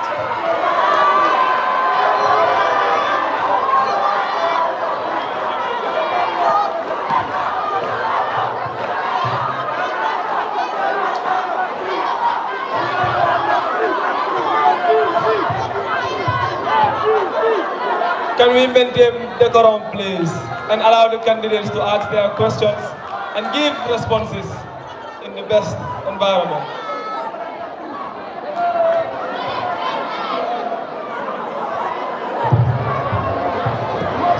I want my opponent here to explain, because we see that many students struggle with methodology in research, and what specific structural support will you provide to ensure that students choose appropriate research design rather than applying methods?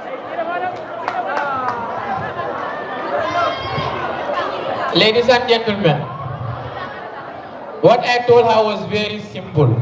I don't appoint lecturers. I will advocate for lecturers to be appointed.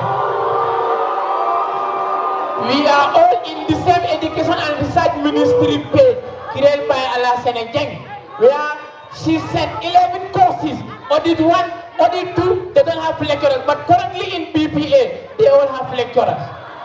Due to his advocacy, that's what we are talking about. All that is clear.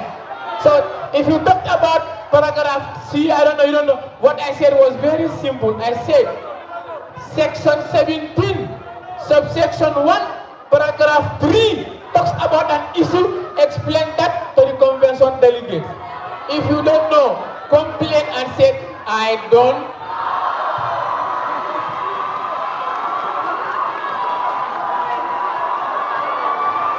Okay.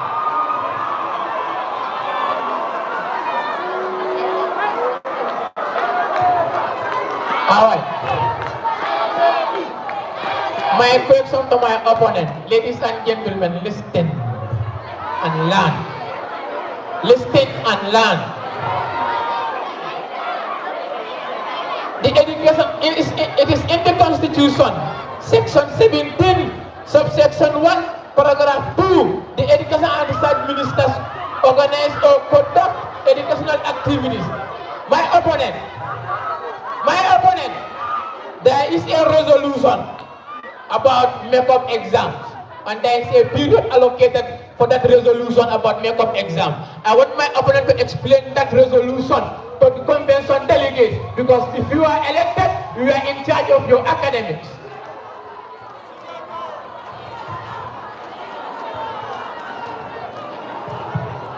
I will still clarify.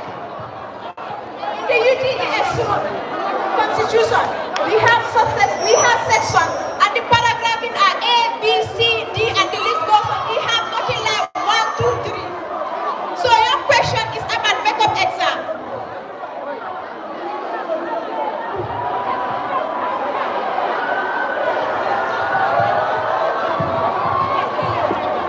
Hello. Can we please be seated? Hello. Can we please maintain decorum?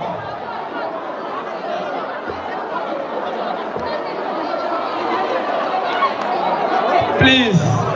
It has been peaceful since the start. So let us continue doing the same thing.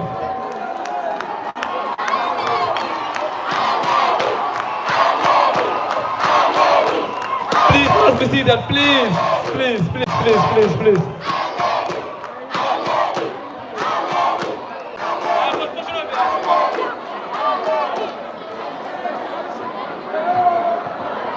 So we are running out of time, and what we will do, we will allow Fadabo to give our response, and then the audience, their questions, we will not answer because we are running out of time. Go. My opponent asked about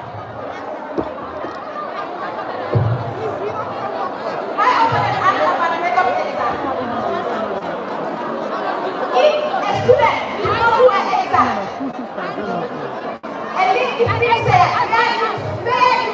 you submit your and then you for your exam, and you will give your reasons, then you are sick, and you will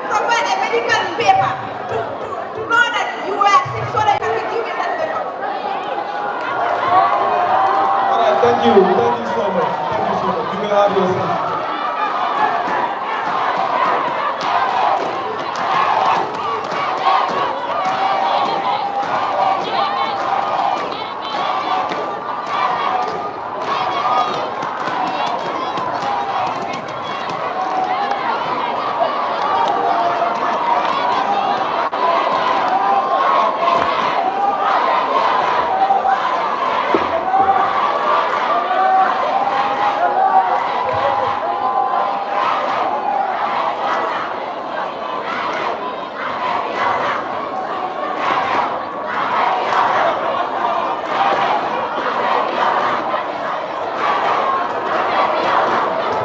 So before going for the prayer break, we want to call on the Gender and Health Minister, Omar Eba.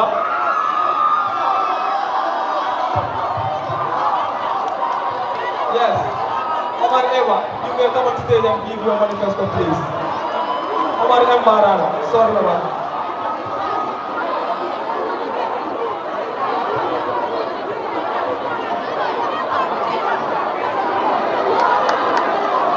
Can we please be seated, please? Can we be seated, please?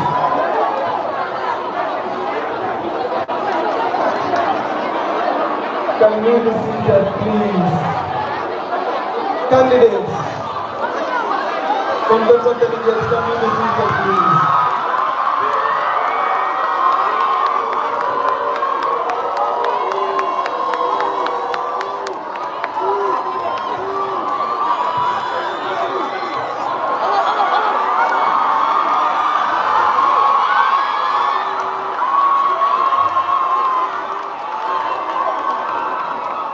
So before I allow Omar to give his manifesto, I would like to clarify one thing. In the rules and regulations, it is stated that any candidate who is late for more than 10 minutes may be disqualified. Okay? And Omar, give us a genuine reason to be excused. Omar, you may go on with your manifesto.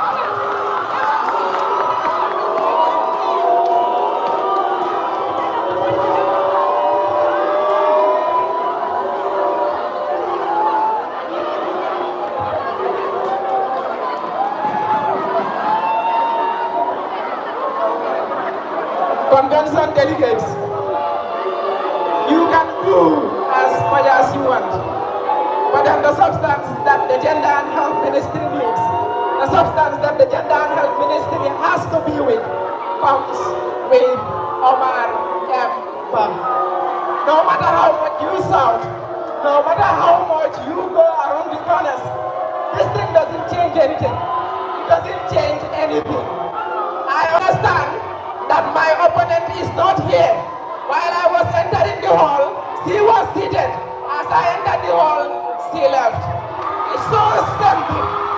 It's so something. Ladies and gentlemen, my name is Omar Emba, a fourth-year medical student. Not just any other person. I am a fourth-year medical student. Currently, I am the founder of Career in Depth, a youth-led organization that is established to guide individuals, specifically UTG students and university students, into navigating their career paths, teaching them about communicative competence, teaching them about career guidance. This is Omar Emba. I am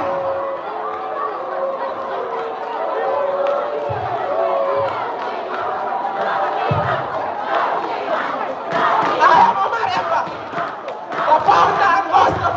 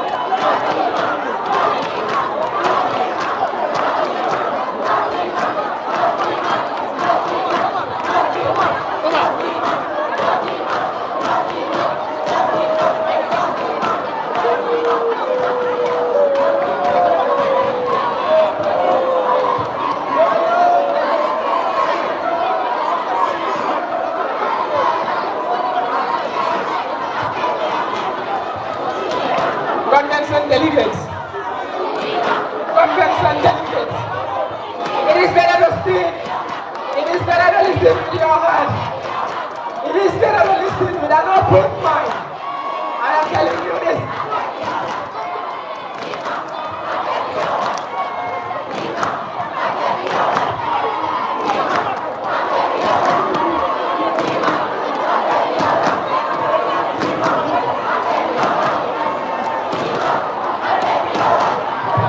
Can we please be seated?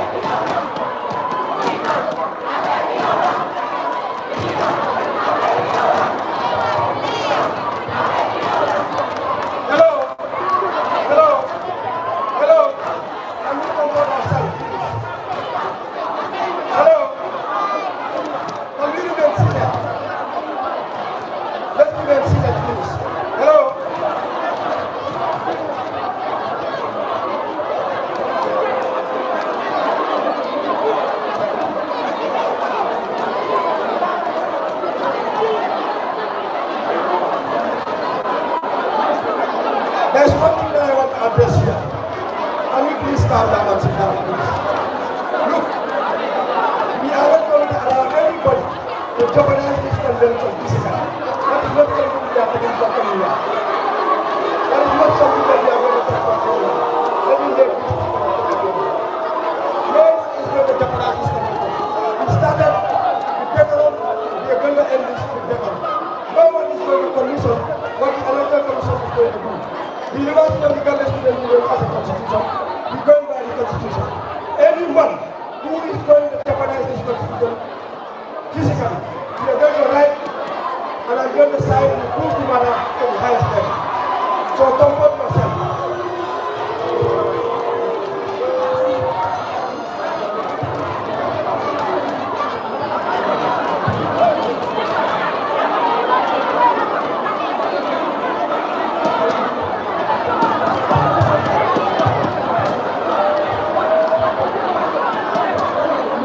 Thank you so much, Honorable IEC Chairperson.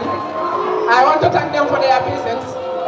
Since the beginning, they have been so much patient with us as medical students. We understand when you talk about inclusivity, when it comes to this university, there is usually a line that divides the normal university and the medical school. And then it baffles me to see how some people does not actually think about these things, does not actually value about inclusion when it comes to the university. And I hope that as amended, the University of the Gambia Students Union will go ahead and amend and include and state that there is inclusivity specifically for the medical school, so that these things would not be recurrence. And I am very much emotional right now, because as we speak, it is something that people of the mind cannot even relate to. But tell you about my policies. One of it is sexual and reproductive health education. That is one. 2, intimate partner violence prevention. 3, part drive initiative. 4, food vendor screening and certification. 5, medical mic collaboration. First aid emergency response training. Calm down, calm down. We would also conclude, without doing a soup, we would make sure to organize an annual all-gender conference. That is how much. To give you a rundown of my policies. Delegates, we understand that we are in an era that everybody can stand and tell you something about health. Many people open TikTok accounts to tell you things about health, even though they have little information about what health is. Tell you the fact that if you elect me as your incoming gender and health minister, if you elect me, I would make sure that sexual and reproductive health education is a thing that we don't just hear from anywhere. We would make sure we organize symposia, we would make sure that we organize conferences where sexual and reproductive health issues are centered forward. We would also make sure that we put in confidential assessment pathways that people that actually want to talk about sexual and reproductive health use in order to access our ministry. Intimate partner violence. We understand these are things that can stop or affect people mentally. It can affect your academic performance. It is something that can even affect your daily life as a university student. Intimate partner violence prevention. It is something that my ministry would make sure that we put in place means that would not allow people to be intimidated by their partners violently. We will ensure that there are also confidential reporting pathways that are put in place to ensure that all intimate partner violence prevention measures are put forward to ensure that there is correct dissemination of information when it comes to intimate partner violence prevention. Another thing, when we talk about inclusivity, this thing doesn't just protect you. Inclusivity also means you need to create platforms, and in those platforms are platforms that people can talk. People, all genders can converse and talk. So this is why I come up with a policy as the annual All Gender Conference. This All Gender Conference would put together stakeholders, would put together students, would put together all required individuals to ensure that gender conferences are conducted in this university, and the discussions that are done in these gender conferences does not just stop in discussions. We make sure that we create panels, and those panels would be student-led. And if it is student-led, we make sure that all discussions that are done in those panels are documented where they influence policies. When we talk about inclusivity, it doesn't just stop from the abstract things that we do. How does it feel when your biological needs stop you from attending class? Very, very terrible. That is the reason why with the continuation of the job done by the 23rd Executive Council, I would ensure that annual part drive initiative is conducted. And in those part drive initiatives, we would ensure to establish part banks. And in those part banks, both sub-association levels and individuals can tap into when the need arises. The goal is to make sure that the biological need of a woman does not stop them from coming to class. On the other hand, as my honorable incoming president usually states, the food we eat is usually controlled by people who only care about their private pockets. So for a fact that we would ensure that you vote me in office and I continue the food vendor screening and certification that was started by the 23rd Executive Council. And in those screenings, we would ensure that we conduct a biannual screening. We would ensure that compliant vendors are also certified. And when they are certified, UTGSU students will be able to know this is the person where I am supposed to buy my food and not just from anybody. People require a place when they get sick. And then this is the reason why my policy on rebranding and upgrading of the sick bay is equally as important as any other policy. The university sick bay, under the leadership of the 23rd Executive Council, specifically the Gender and Health Ministry, you understand that there is a lot of work that has been done. But it is always not enough. The visibility of the University of the Gambia sick bay is kind of limited. So this is the reason why, with my partnership with the ICM, the incoming ICM, King Kolawale, I would ensure that the services that this sick bay can offer is well noted and well understood by the university students. Not just that, we would ensure that we partner with the Ministry of Health to ensure there is timely restocking of the materials that are needed at the university sick bay. But health doesn't just stop at the university. People need access elsewhere, outside of the university. Anything that prevents them from coming to the university, anything that stops them from coming to the university should also be our priority. That is the reason why I bring up a policy that talks about the students' access to affordable health care. How does this work? We would create collaborations with a well-renowned known health institution where we would ensure that subsidies are made for university students. You would go, present your card as university students, and your consultation fees would be made free, even for you people. Not just that, medical mind collaboration. I said it earlier, that health information can be gotten from anywhere now. The credibility of that health information is questionable. Medical Mind is an established radio program that happens at 4 AIFM. I would also, with the collaboration of the Information and Communication Ministry, I would make sure that all of these programs that would be recorded and be hosted by the Gender and Health Ministry, which would be a bi-weekly, would be recorded and published into UTG, all UTG spaces and all UTG social media platforms where health education will be accessible, not just to my supporters, but also to the people that listen with their hearts. And another thing, first aid, emergency response. You can be a victim, I can be a victim. You don't know where it happens, when it happens, and to whom it happens. We understand that the Twin Executive Council on the Gender and Health Ministry had also introduced the first aid emergency training and response. But it is always not enough.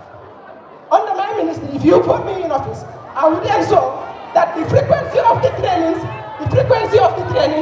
is increased in as much those trainings will be in a cascade form. And that cascade form is like trainer of trainees. In as much anywhere emergency happens within the university, you would have somebody to ensure that your emergency needs are set out. Convention delegates, I want to leave you with one thing.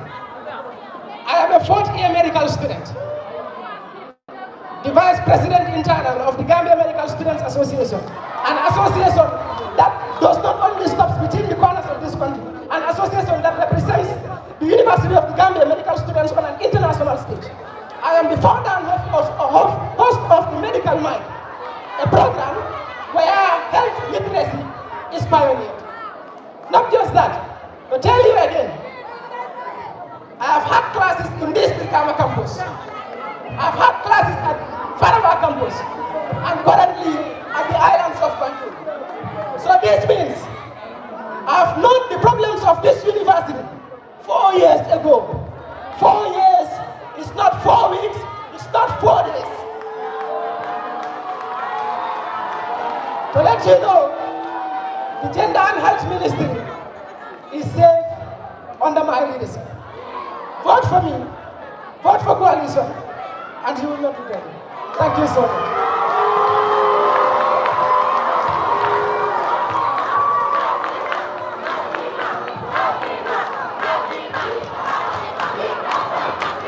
So, Mr. Ba, you may take your seat, and we will take a 10-minute break, and we will come back. Prayer break.